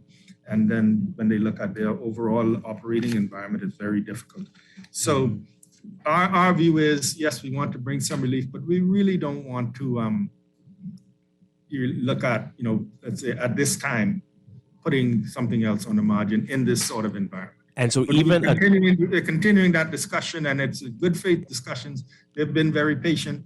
And we're hopeful that we can put something to them that they can even if it's a temporary measure, that brings some relief to them while we work on a long-term sort of strategy for the industry. Right. So even as a temporary measure, as you say, a reduction or of the tax that the government collects could be detrimental, or could that be something that could be considered? Then it could be. Well, definitely, it'll be something that you give up, but you have to look at study the impact. Even if you do something, not a whole, but a portion, and even temporarily, that's something we're looking at. All right. The corporate tax keeps coming up. We know where do things stand with the Bahamas' position on this now? We had as you might have heard, we're doing a study of the entire taxation system. We had we call it the Global Minimum Tax Initiative that was signed on by us and about 130 other countries back in early 2021. And coming out of that, the decision was made that instead of just looking at that particular issue in isolation, which is the proposal for a global minimum corporate tax on companies with turnover of, I think, 750 euros or more, let's look at our entire tax system. And, we're having a study done by one of the major accounting firms, which includes a consultation with the business community. We want to eventually widen that to an overall public consultation on the way forward. Obviously, we have to reform the system, and obviously tax reform is a very, very sensitive and vexing and polarizing issue that you need to have a broad consensus as possible. But we need to look at some things, for example, and then we can even bring the retailers back into this, is you have some retailers, including gas retailers, who operate on a margin. But for example, they're charged a business license fee on gross turnover without any adjustment for expenses. And so now, do we now even begin from a corporate perspective to say, okay, let's move towards a corporate tax across the board and adjust your business license? And that's a discussion to have. Again, with these things, when you're talking about reforming the system, our view is you want to get as many people on board and on the same page as possible so that when you do it, there's minimum disruption. So the short answer is we're moving along with the study. We're at the stage now where we're consulting with the business community, and then we'll move to wider consultation. I think the implementation was sometime in 2023, but even that might have been pushed back due to COVID and some of the major countries having some issues. So, but it is something that we want to be on top of. But definitely before we do any sort of changes, there'll be a wide public consultation with members of the public, other than strictly the business community. Right. Speaking of taxes, in the draft estimates of revenue and expenditure for 22, 23, Laverne and I were talking about this earlier. The revenue summary graph shows that value-added tax is 50.3%. Yes. Of the revenue. Is that something we should be comfortable with? Or is that what you anticipated when introducing VAT? Is that higher than it should be? Is that about right where it should be? What should we make of that? Traditionally, that figure would have been, maybe 10 years ago, we could have erased VAT and written next to that customs duties, right?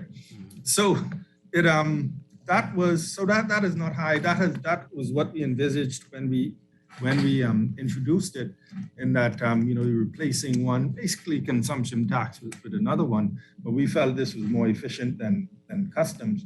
But that is what it's and if you look at tax on international trade, that's 18%. So between VAT and customs and stamp, you have, that's almost 70%. We don't have an income tax or a corporate income tax, and like I said, that's a discussion. Some people are calling for it. That's a discussion that's ongoing. Short story, no, that's not alarming. It's not out of line. It is a tax on the consumption of goods and services. So it captures most of the economy. Again, that was one of the criticisms of just the customs regime, was that it was just a tax purely on goods. This VAT captures goods and services. So that's not alarming at all. Now, it means that, the economy is severely impacted, and that is, of course, consumption is impacted, and that goes down. But, it's not alarming, no. Yeah. We heard a few things that we've heard before in budget communications. Catastrophic health care. We hear this every few years, but we're not. Well, hopefully this will be the year we get closer. But let's talk about that. How, what needs to happen here for this to finally be a part of healthcare in the Bahamas? Yeah, I think what this particular allocation is it gives the government some money. Of course, it's not enough, but it's a start for individuals who are faced with, catastrophic illness, where the government can have funds to be able to assist those individuals. As it happens now, my understanding is that, PHA has an allocation, and people who are in need, they can apply, they can approach and apply to have, let's say, surgery and different, or treatment done. but it appears to be, it needs to have some more structure around it. This is the beginning of just having a fund where money can be set aside for individuals. It's not enough. What we need is catastrophic health insurance. What do you call it? Universal access, so that people can feel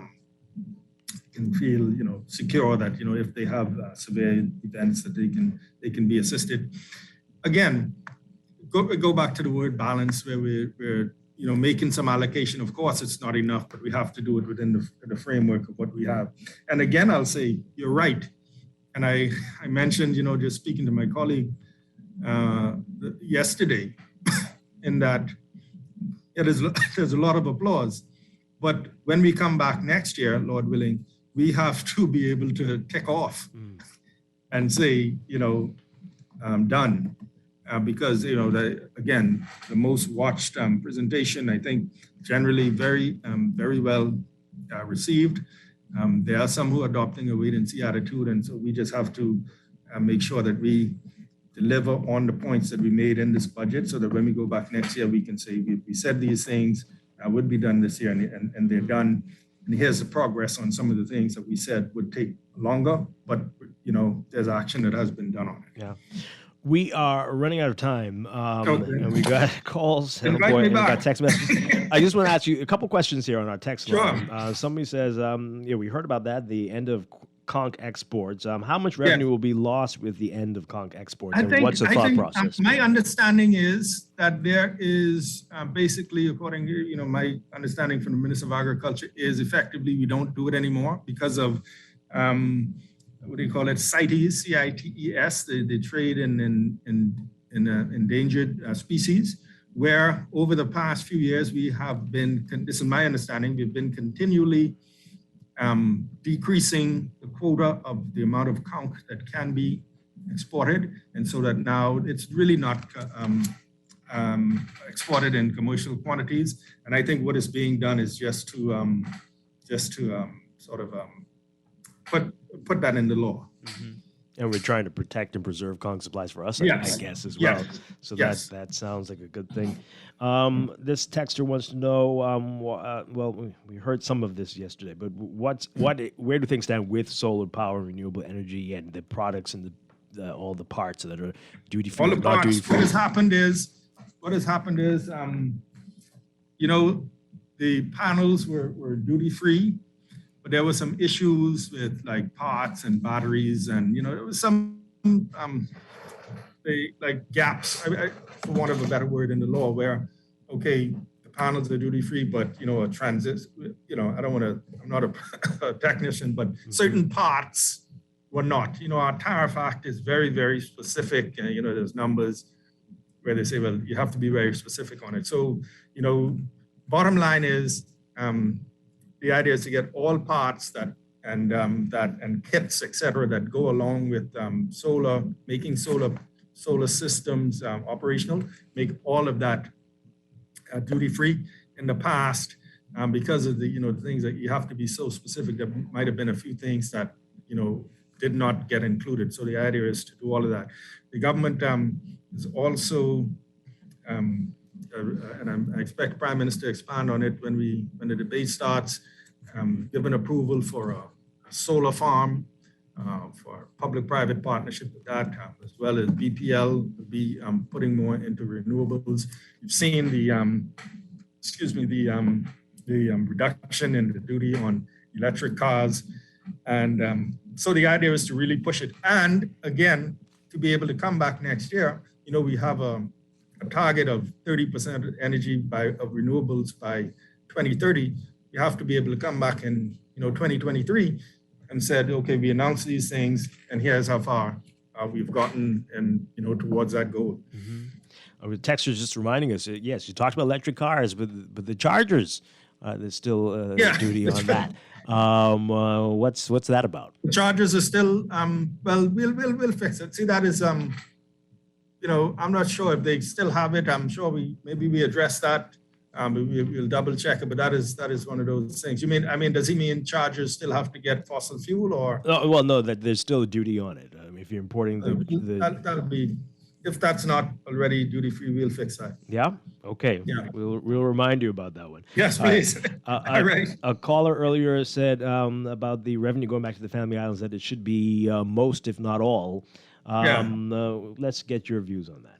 We start with 10%. We gradually ratchet it up. That's always an interesting discussion because Family Islands. Sometimes they feel that they perhaps put in more than they get, and we don't want that to persist. And so we have to explain the actual balance. But the idea is to begin at I think it's 10% and then gradually ratchet it up. And put it in a framework where they can actually see, the money that is generated on their island going back into the island. Mm-hmm. And again, we want to expand more on that as the debate begins. The Prime Minister will speak more about that. Mm-hmm. All right. As you said, we're running out of time, but I got to ask you about this. I got to go on a call, so let me know if this is the last one. Yeah. This is the last one. So we're all still scratching our head about what we heard about the finance officers. You're a former Minister of Finance, and overpaying themselves. And explain to us what's happened here. Is this just a mistake? I'd say there's some issues we need to work out. We're talking with them. We're speaking with the union as well. What we want to do is, there's nothing that can't be worked out, Dwight. And so what we want to do is just work that out so everybody can, feel valued and, But that couldn't possibly have happened, right? There are too many checks and balances for that to happen. I got to go on another call. What we're doing is we're having some discussion to regularize everything. Mm-hmm. Okay. Okay. I got another call. Thank you so much for the time. We appreciate it, and we will talk again. The debate starts on the 1st in the House. It's expected to be completed around the 16th in the House, and then it goes to the Senate on the 20th. That is the plan. And we expect more details from all the ministries, including the Prime Minister, to come out during the debate.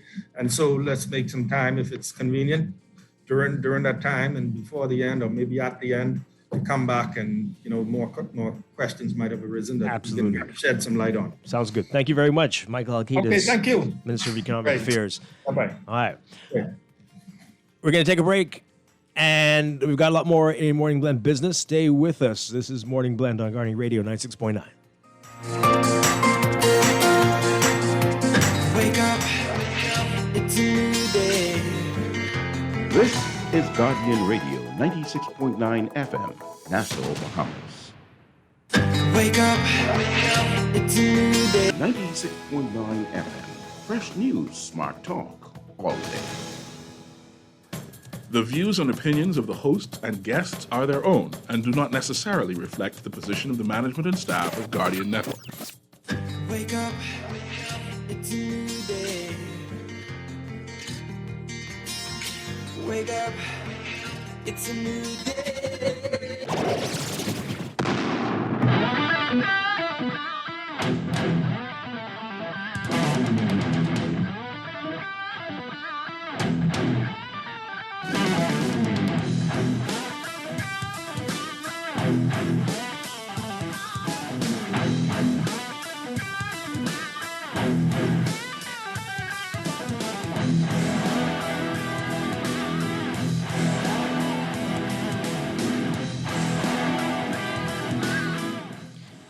Good morning and welcome to Morning Blend Business on this Thursday, May 26th, 2022. Welcome back to our Morning Blend listeners. Once again, I'm Dwight Strachan along with Laverne Gardner, and we'll get back to the budget in a little bit later in the show. But right now, some exciting news from AML Foods. They are launching their My Solomon Smart Rewards program. Here to tell us all about it, we're very pleased to welcome Media Marketing Manager Mona Lisa Sweeting. Good morning. Great to have you with us. Good morning, Dwight. How are you? It's great to be here. Great to have you. Doing well. All right, so this is exciting. Always love to hear about rewards programs, but let's talk about it. What's the objective here? What are you hoping to accomplish with this? So today, AML Foods is happy to announce that we have launched the ultimate grocery loyalty rewards program. It's called the My Solomon Smart Rewards in all of our retail grocery stores in Nassau, Freeport, and Exuma. Those participating stores include Solomon's Supercenter, Solomon's Yamacraw, Solomon's Fresh Market, Old Fort Bay, Solomon's Fresh Market, Harbor Bay, and Solomon's Lucaya and Exuma markets. So we started as early as 7 a.m. this morning, signing up customers, and customers who sign up and shop at any of these retail stores, once they have their Smart Rewards card, they will now earn 1 Smart Rewards point for every dollar they spend. Okay. And then what can you do with these points?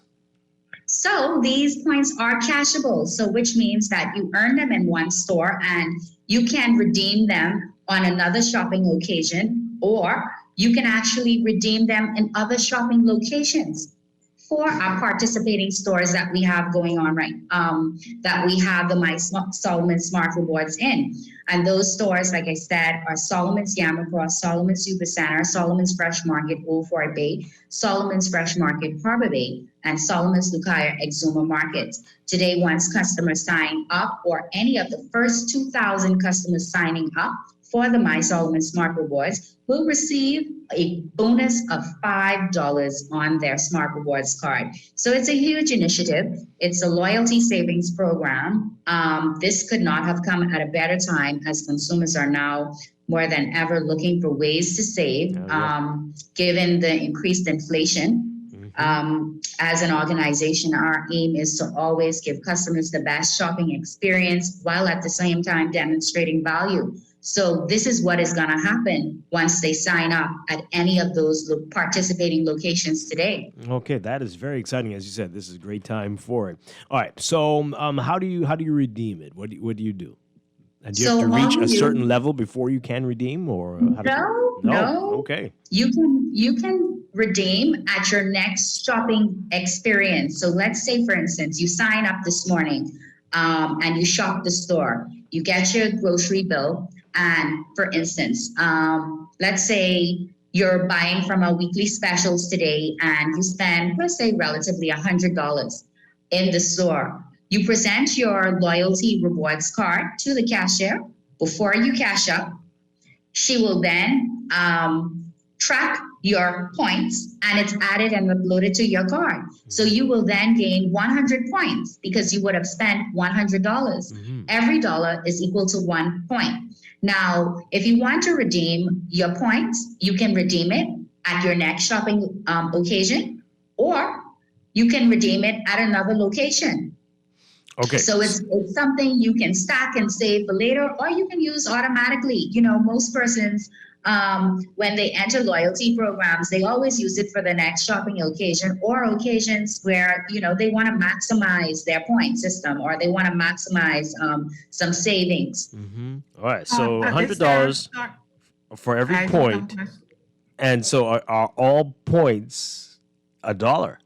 So every point is so if I have 100 points, do I have $100 worth of buying power? No, you have every dollar is equal to 1 point. So if you have 100 points, 100 points will equal to $1. Okay. All right. Yes. Laverne, I think you're, yeah? Yes. 2 things. Do you have to, is there a cost assigned to being a part of this rewards program? And also, would you receive points if, let's say, you happen to be shopping with a voucher? Yes.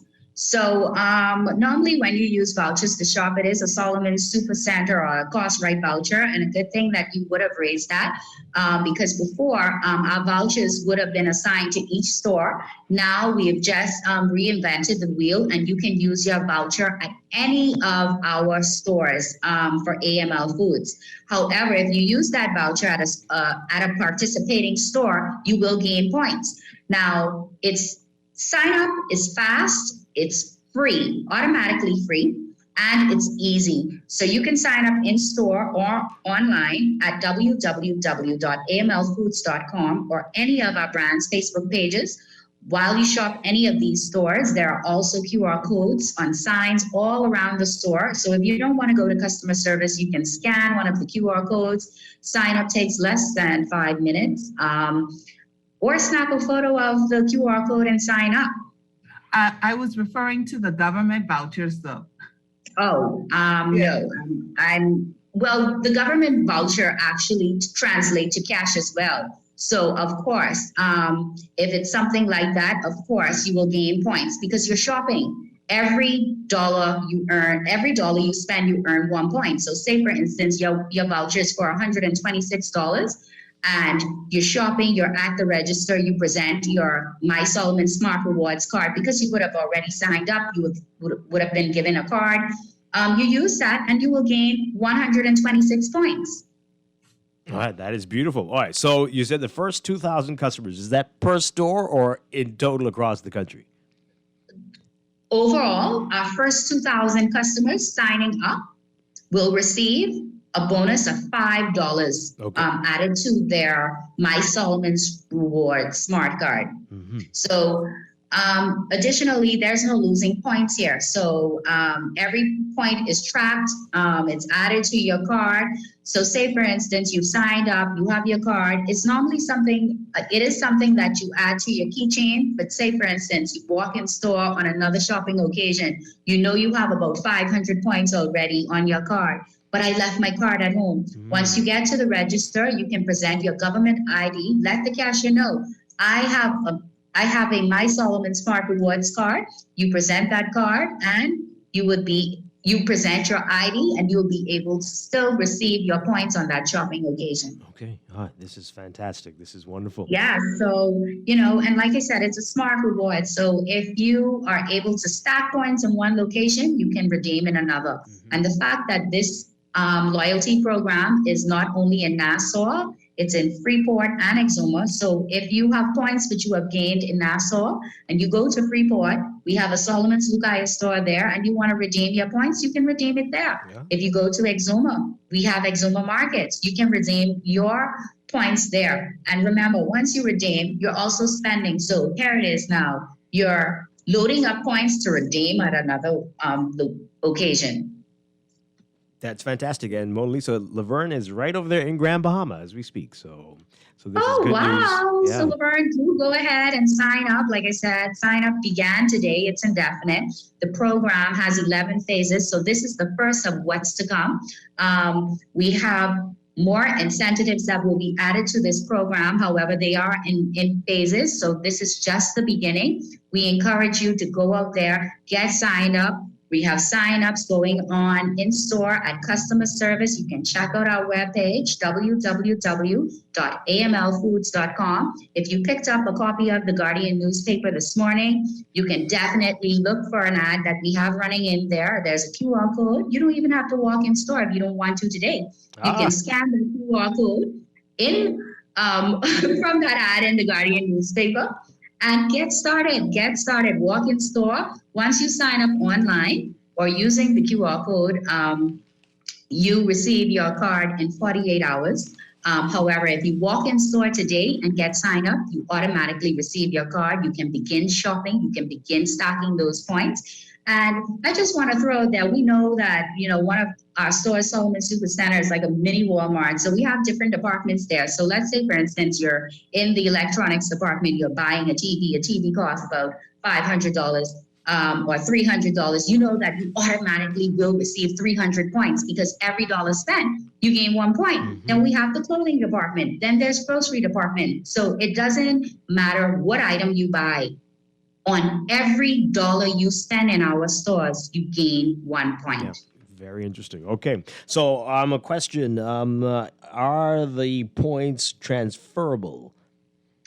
Well, no, it's not transferable. So I encourage everyone to go ahead and sign up. However, it's redeemable at at all of the participating locations. So you cannot give your points to a cousin, a friend, a sister, or a wife. Your wife would have to go and sign up for her Smart Rewards card. You would have to sign up for your Smart Rewards card. And you gain your points individually. And, that's the best part of it, because nobody gets left out. It's free for every customer. All you have to do is sign up. All right. Now, can we tag team our points together? So Laverne and I come to the store together and both of us use our points at the same time on our bill. Is that a possibility? No, it's not a possibility. Okay, so only one. Yeah, only one. So you cannot tag team. You cannot transfer it to a cousin, a friend, a sister, or a wife. You have to have your own Smart Rewards card, and you're able to shop, gain those points, use it at another shopping location. All right. And you say this starts today. It has started already as of this morning. Yes, we began as early as 7 a.m., so it's finally here. We're happy. We're excited about it. The Solomon brands have always been synonymous with quality, value, and savings. And it's exactly this that customers can expect to experience after signing up. Using the card, customers can earn and redeem Smart Reward points in all these participating locations. If you're just tuning in, those locations are Solomon Supercenter on Old Trail Road. We have Solomon's Yamapaw. We have Solomon's Lucaya, Solomon's Fresh Market, Old Fort Bay, and Solomon's Fresh Market, Harbor Bay. There's Exuma Markets and Exuma. So you have the ability to earn in one brand and redeem in another. The choice is yours. Fantastic. This is very exciting. And so how are you going to top this? What's next for Solomon's? Well, there's a lot more to expect. We don't want to let all the cats out of the bag one time. There's a lot to come. So I encourage all of you, to get excited. I'm excited. The team is excited. Everyone is happy that it's finally here. This has been in the pipeline for some time now, mainly because we recognize the importance of driving savings for our customers. We have been busy preparing for this for more than a year to ensure that we have developed the best possible program. And we are thrilled to finally be launching. We truly believe the My Solomon Smart Rewards program will help our customers to save and live better lives, which is why it's important for you to sign up, enter the necessary information, because there is more to come. This is just phase one. And we have more than 11 phases, which means that we have extra incentives that we will be sending your way. So go ahead, sign up, get the My Solomon Smart Rewards card, and start gaining your points. Every dollar counts. Yeah, absolutely. Can't wait to hear more. Mona Lisa Sweeting with AML Foods. Thank you so much. It's been a pleasure. And again, My Solomon Smart Rewards card official today, and pick up today's NASA Guardian. You can scan that QR code and get rolling with your points. That's right. And remember, once you walk in store, you automatically receive your Smart Rewards card. If you sign up online, it's a 48-hour turnaround because that information has to be processed, sent to the store of your choice for pickup. So go ahead, get started, get in store, pick up a copy of our savings today. You're going to be building those points, stack those points for another shopping occasion. It's going to make sense. Trust me. Yep. Wonderful stuff. Again, Mona Lisa, thank you so much for talking with us this morning. Have a great one, Dwight. Thanks for having us. All right. We're going to take a break and be back with more. This is Morning Blend Business on Guardian Radio 96.9. Stay with us. Ready to save? You can put $100 into the CFAL Savings Express Plan and make sure your money keeps growing. Earn interest on your savings while you're sleeping, eating, or standing in line at the bank. Ready to invest? Start by putting $1,000 into our mutual funds and earn interest there too. Because at CFAL, your interest is our interest. Visit CFAL.com to start now. CFAL, growing wealth for future generations of Bahamians. Preparing for a hurricane can make all the difference in safeguarding lives. By knowing what actions you should take to reduce the effects of hurricane disaster. Get all the facts of the potential of having insurance, impact-resistant windows, home emergency power, surge protectors, essential supplies, plus so much more before the storm, after the storm, where to purchase building or cleaning supplies, waste disposal, medical care, which auto shop to go to after driving through flooded streets, and more. The Nassau Guardian's Hurricane Guide will help to make sure everyone knows what to do in the event a hurricane approaches. Take advantage of this double insertion opportunity plus 15 radio commercials. Contact us today at 302-2300 or your account executives. Will you be prepared?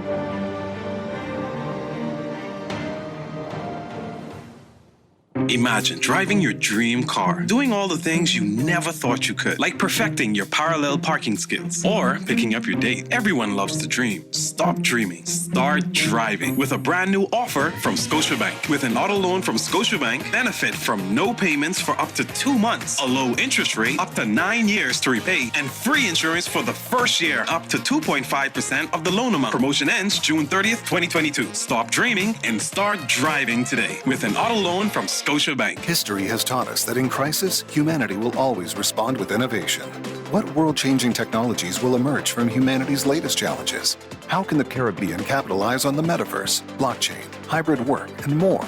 Join us at the RF Economic Outlook Conference under the theme Future Forces, World-Changing Ideas, where we will explore the future of work, investments, technology, and more. The journey begins on June 8th. Reserve your seat today at www.rfeoc.com.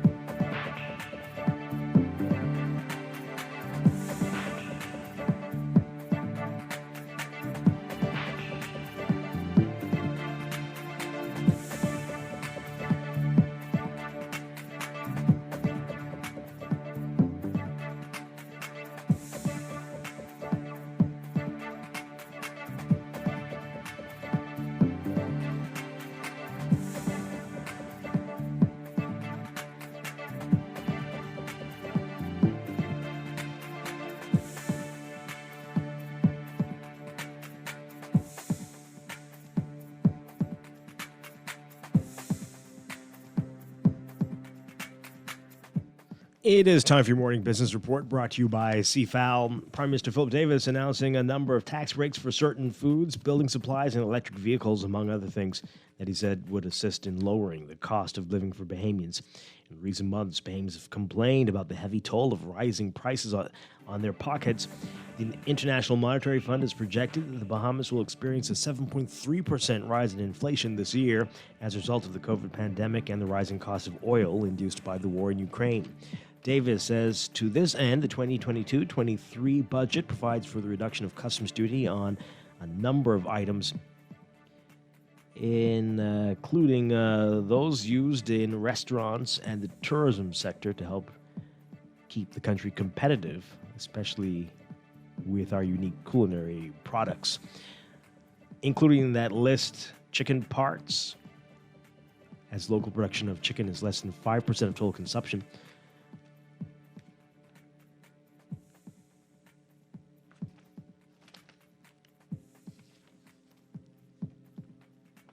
Also on the list, the government reducing the duty on roofing materials, plumbing materials, and electrical supplies. And you can read more on all of this in today's Guardian Business section.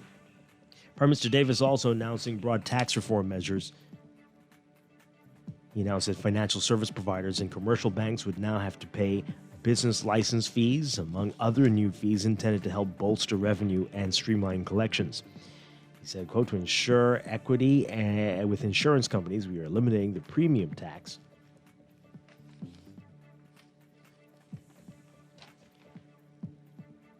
Now requiring insurance companies to pay business license fees. We are increasing royalty fees for the export of seafood, and we are also formally prohibiting the export of conch in commercial quantities in order to encourage sustainable fishing of this precious resource.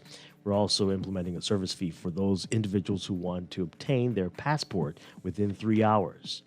Additionally, the Prime Minister said they're clarifying the law on foreign yacht charters to ensure that operators of foreign yacht charters register and pay VAT. Operators will therefore now be subject to stringent policies of the VAT Act. Prime Minister Davis says his administration will still hold fast to its commitment to provide $50 million to small business development through various institutions, including the Bahamas Development Bank, the Bahamas Agricultural and Industrial Corporation, Bahamas Entrepreneurial Venture Fund, and the Small Business Development Center, utilizing resources that have yet to be tapped into. And the government's budget lays out a plan to help Bahamians acquire property and build and renovate homes by relaxing certain taxes.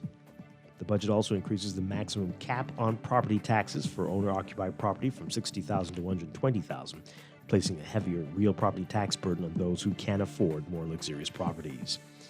The government says it's still committed to meeting the target of 30% renewable energy penetration by 2030. Prime Minister Davis saying the government's plans to implement green energy initiatives will keep the long-term average cost of electricity below 20 cents per kilowatt hour. He says the reduction would be a 20% decrease compared to current levels. And it might be a bit of a reprieve for drivers of gasoline-powered vehicles, but if you are driving diesel, well, that's another story. The vice president of the Bahamas Petroleum Dealers Association saying that $6.67 price was for diesel, not for gas. And that increase is now in effect. Overseas, even when regular workers win their biggest raises in decades, they look minuscule compared with what CEOs are getting. The typical compensation package for chief executives who run S&P 500 companies soared 17.1% last year to a median of $14.5 million. That's according to data analyzed for the Associated Press by Equilar. The gain towers over the 4.4% increase in wages and benefits netted by private sector workers through 2021, which was the fastest on record going back to 2001.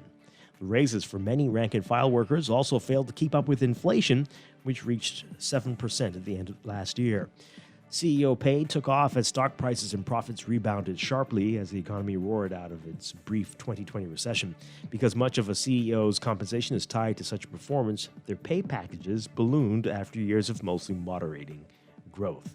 In many of the most eye-popping packages, such as Expedia Group's valued at $296.2 million and JP Morgan Chase's $84.4 million, boards gave particularly big grants of stock or stock options to recently appointed CEOs navigating their companies through the pandemic, or to established leaders they wanted to convince to hang around. The CEOs often can't cash in on such stock or options for years, or possibly ever, unless the company meets performance targets. But companies still must disclose estimates for how much they're worth. At Walmart, the company says that its median associate makes about $25,335 in compensation. That was last year. That means half its workers made more and half made less. That's up 21% from the $20,942 a year earlier, and came as the company's average hourly wage for U.S. associates rose from $14.50 in January 2021 to more than $17 currently. The increase was bigger than the raise CEO Doug McMillan got on a percentage basis, but his 13.7% raise netted him a total package valued at $25.7 million. Closer to home, your Market Watch recapping trading on the BISX. From Wednesday, your market movers, APD Limited moving 100, closing unchanged at $39.95. Colina Holdings moving 233, unchanged at $8. Consolidated Water unchanged at $2.83, and Emira Incorporated unchanged at $12.32. The BISX All Share Index closing at 2,448.01, unchanged. That's your Market Watch, and that is your morning business report, brought to you by CFAL, growing wealth for future generations.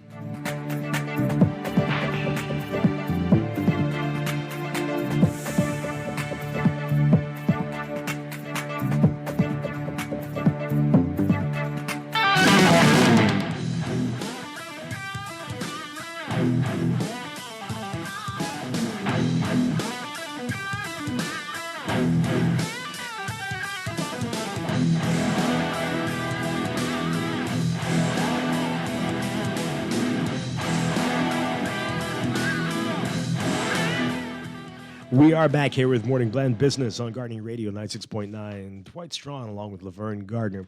And we can continue talking about the budget. We know we got a lot of calls that were coming in. We couldn't get to your calls. We really didn't have much time with the minister.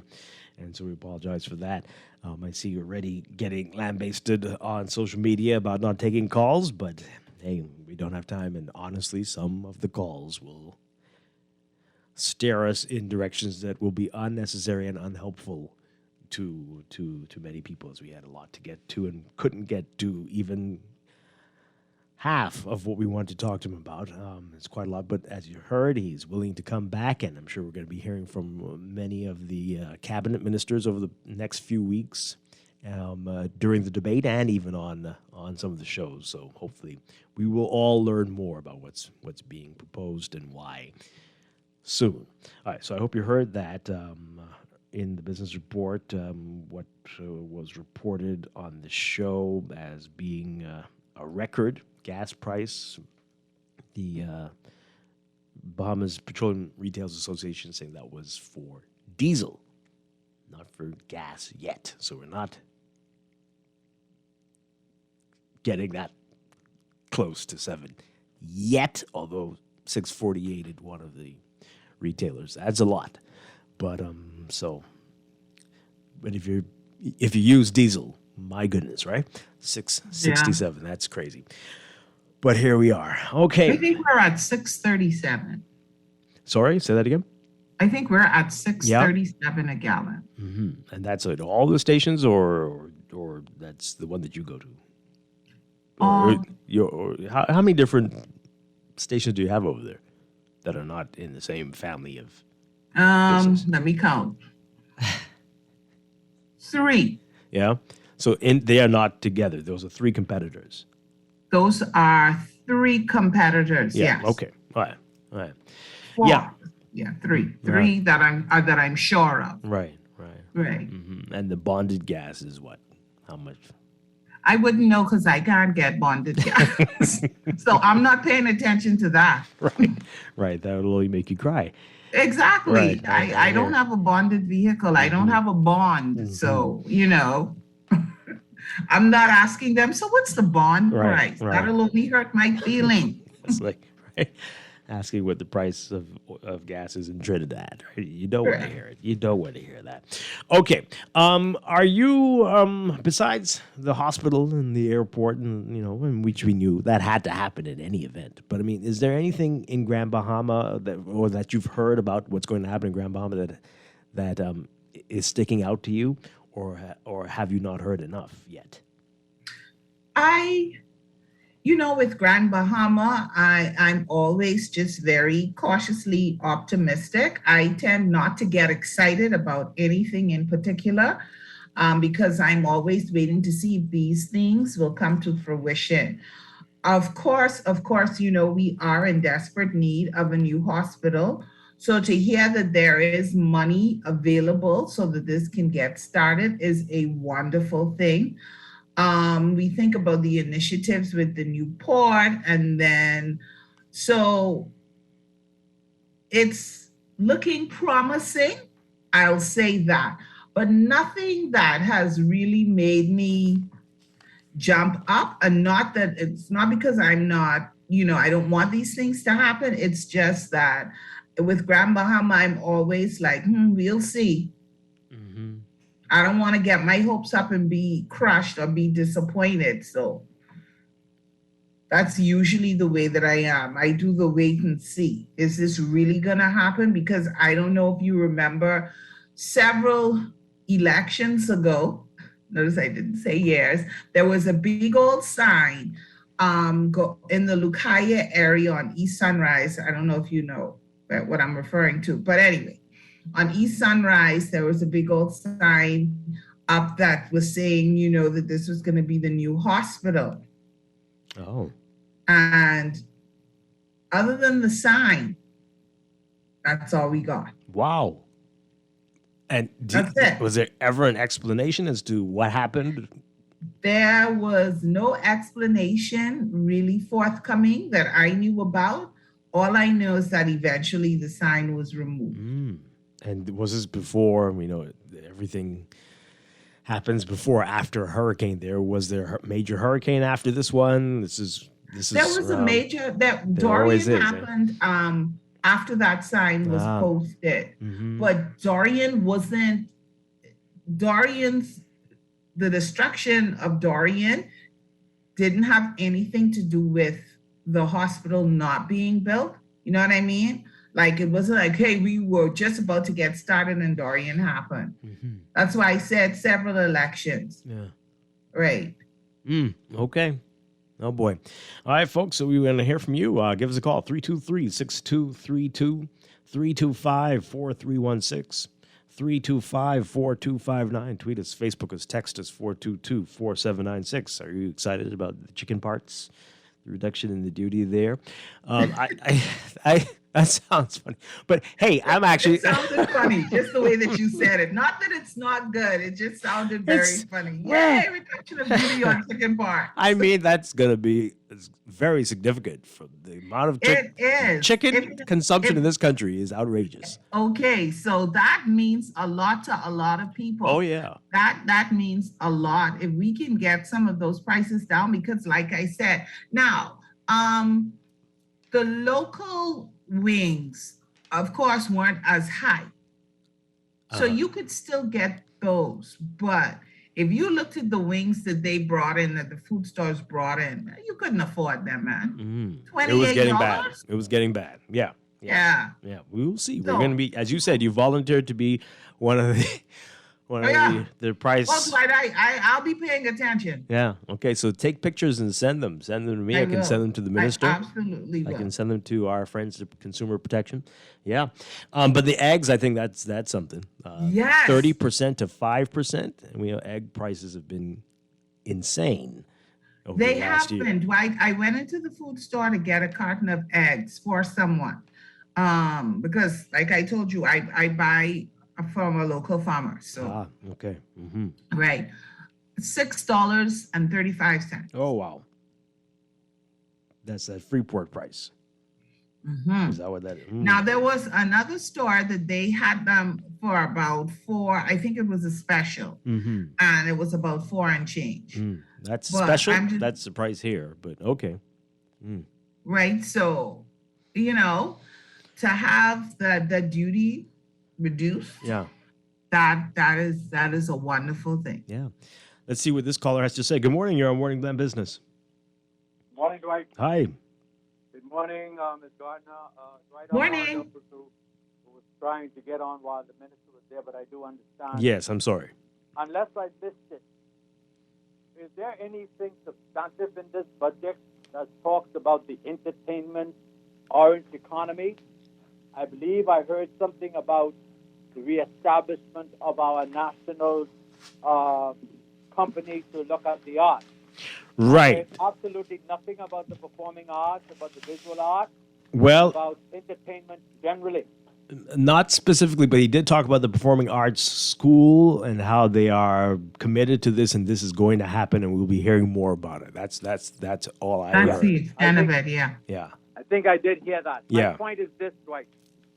If we are going to grow the tourism industry is about an industry of experiences that people have when they come to our country. The most effective way to do that is through the cultural experience, the orange economy.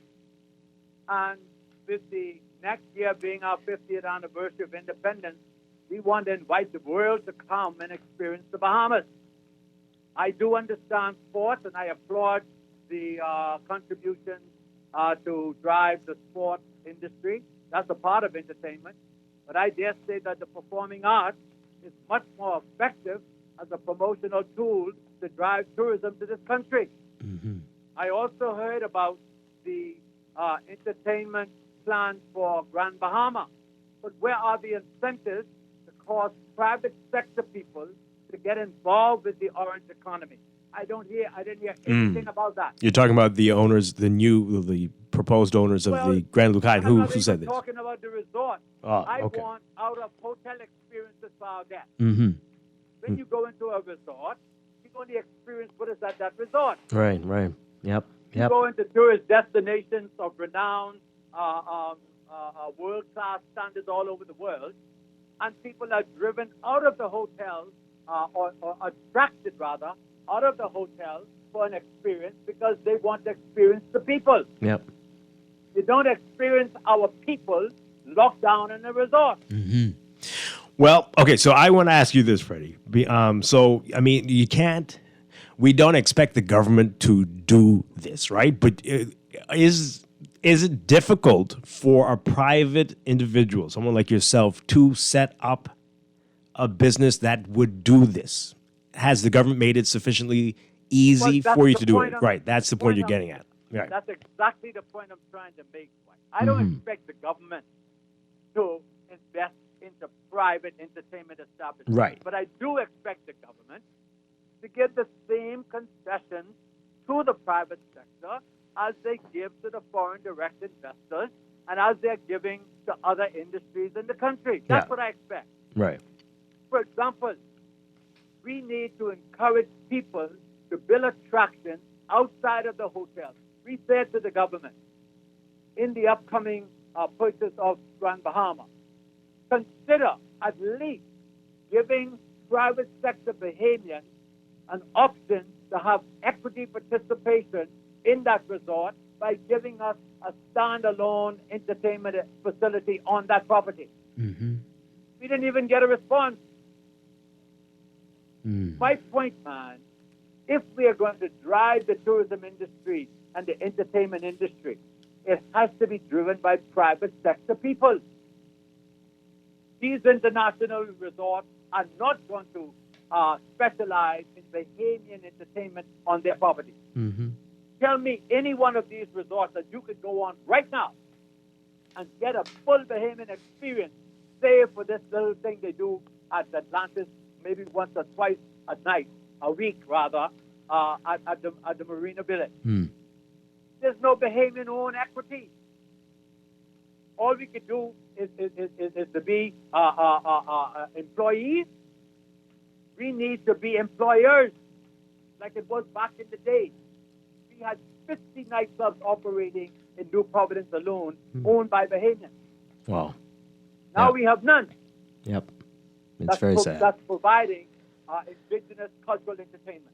We have none.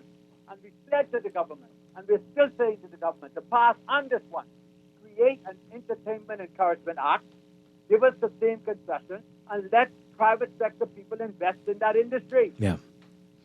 The same dilapidated portion of downtown Nassau would be amazing as a strip. Yeah. I just came back from New Orleans.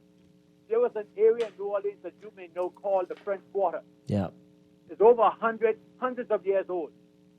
And it has that unique creekness. And everybody converges on Bourbon Street every night in New Orleans. Mm-hmm. There's no major entertainment in no hotel in New Orleans. Wow. You have to come outside and have that experience. Absolutely. And every restaurant, every nightclub have live entertainment. Yeah. Keep preaching it, Freddie, and hopefully. I don't want to preach. I'm tired of preaching, Dwight. I want action Yeah. from this government. I understand. We took a strong position to have this government elected, not only me, but others like me. And we want them to give us our consideration, man. Mm-hmm. Thank you so much, sir. Appreciate it. I know you've been talking about it for a long time, and yeah, we agree with you, and we say it too. But hopefully, I mean, right? We brought up the cost of living increase, and he seemed to be receptive to that. Maybe not this year, but maybe in a year or two, right, Laverne? It's encouraging. Like, perhaps that could be a thing, and I think that would put less focus on the minimum wage, but a cost of living increase every few years for workers, everybody. So yeah, sure, the minimum wage might be low, but you know that after a few years, if you're still at that place, you wouldn't be stuck there. But I'm sure there's going to be a lot of pushback to something like that. We lost that other caller. Okay, 323-6232, 325-4316, 325-4259. Tweet us, Facebook us, text us 422-4796. Sometimes they hear we're talking about the electric car thing for a long time, right? About I'm in agreement with Mr. Munnings, Yeah. like 100%. And like he said, he's been preaching this and preaching this. I'm just curious as to why it seems that no government, I'm not just saying this government, no government has been able to take this idea or support this idea sufficient enough so that we could run with it. It's an excellent idea, because really our tourism product, our tourism experience should be in our hands. If you're just relying on hotels to provide the experience. I got to tell you, I have a theory on it. You have a theory? I do. You want to share? These things are not usually done by central governments, by federal governments. This is done on a city level, on a local government level, right? The city is responsible for this. And in the absence of that, we're not going to see this type of vision, right? The city says, we need to stand out. We need to provide something for our visitors, for our residents. Central governments are looking for jobs. They're trying to get the unemployment numbers down or whatever. And so they're like, okay, Isn't hotels. that a way to get the numbers down though, Dwight? Yeah, well, it's easier, right? It's easier to let the hotel deal with it. But a city government would look at it in a different way. We need to stand out compared to that other place or this competitor or whatever. And so we need to encourage understanding of our culture or the history of this area compared to somewhere else. We're not going to see this type of visionary movement until we have true city and local government. We're not going to see it. It's sad, but that is reality. Oh my God, that is very sad. Okay. If we're waiting, if that is what it's going to take, that's very sad, because we don't seem to be moving in that direction at all. And when you look at just almost every year or whatever, the local government's budget is a little bit less than it was before. It can't happen now. It doesn't appear that it's going to happen as it stands. And so that's what we're waiting on. Well, the form of local government we have, they're just there for And that's what I'm saying. collecting trash and picking up something from the corner of the street. And if we're looking to have that, for us to have a proper, as we like to say, you and I, local government system in order to make these things happen. And the fact is, he's not saying we want the government to do this, but certainly provide those incentives so that local businesses, so that local artisans like himself and others, that they at least have a means where they can get some funding and get this going. Yeah. Let's see if we can squeeze this in really quickly. Caller, you're on the air. Good morning, Elder, and I trust both of you are doing well this morning. Yes. Good morning. Dwight, I'd just like to, first of all, thank Freddie, who has been at the forefront of speaking about this issue for quite some time, for a long time. Many of us out here, on the professional levels, we've been trying to agitate the government to at least consider giving those concessions that Freddie has spoken about, and even more, because we want to return some of the uniqueness that Bahamas has through its people and the program and the entertainment from the entertainment aspect that we would like to see come back to the forefront. Right now, as it stands, the Bourbon Road concept, and Freddie, thank you so much. I mean, I didn't even bother to think about it from that level, but it's a wonderful concept. I believe that can happen because we have persons here who have been immersed in the entertainment aspect of this country, whether it's from a production standpoint, a technical standpoint, or even a writing standpoint.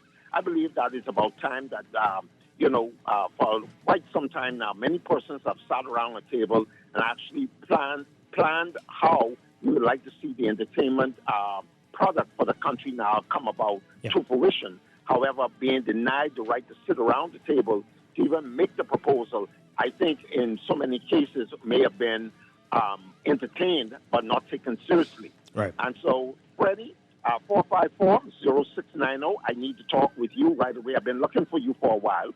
I'm not afraid to put my number out there, but I think it's about time we really agitate the government to really start to really take entertainment and the entertainers from all aspects, whether it's visual or whatever.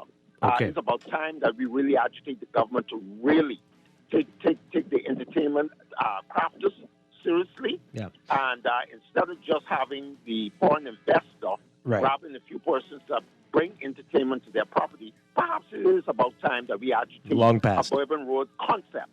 Bourbon Street. But yes, yes, absolutely. Thank you so much. Appreciate it. Indeed. Laverne, thank you so much. Always a pleasure. I'll talk with you again next week, and I'll be back tomorrow morning with more Morning Blend and Morning Blend Business right here on Guardian Radio 96.9. Dwight, Strachan, have a great one. Stay tuned for On the Clock with Aaron Green coming up next.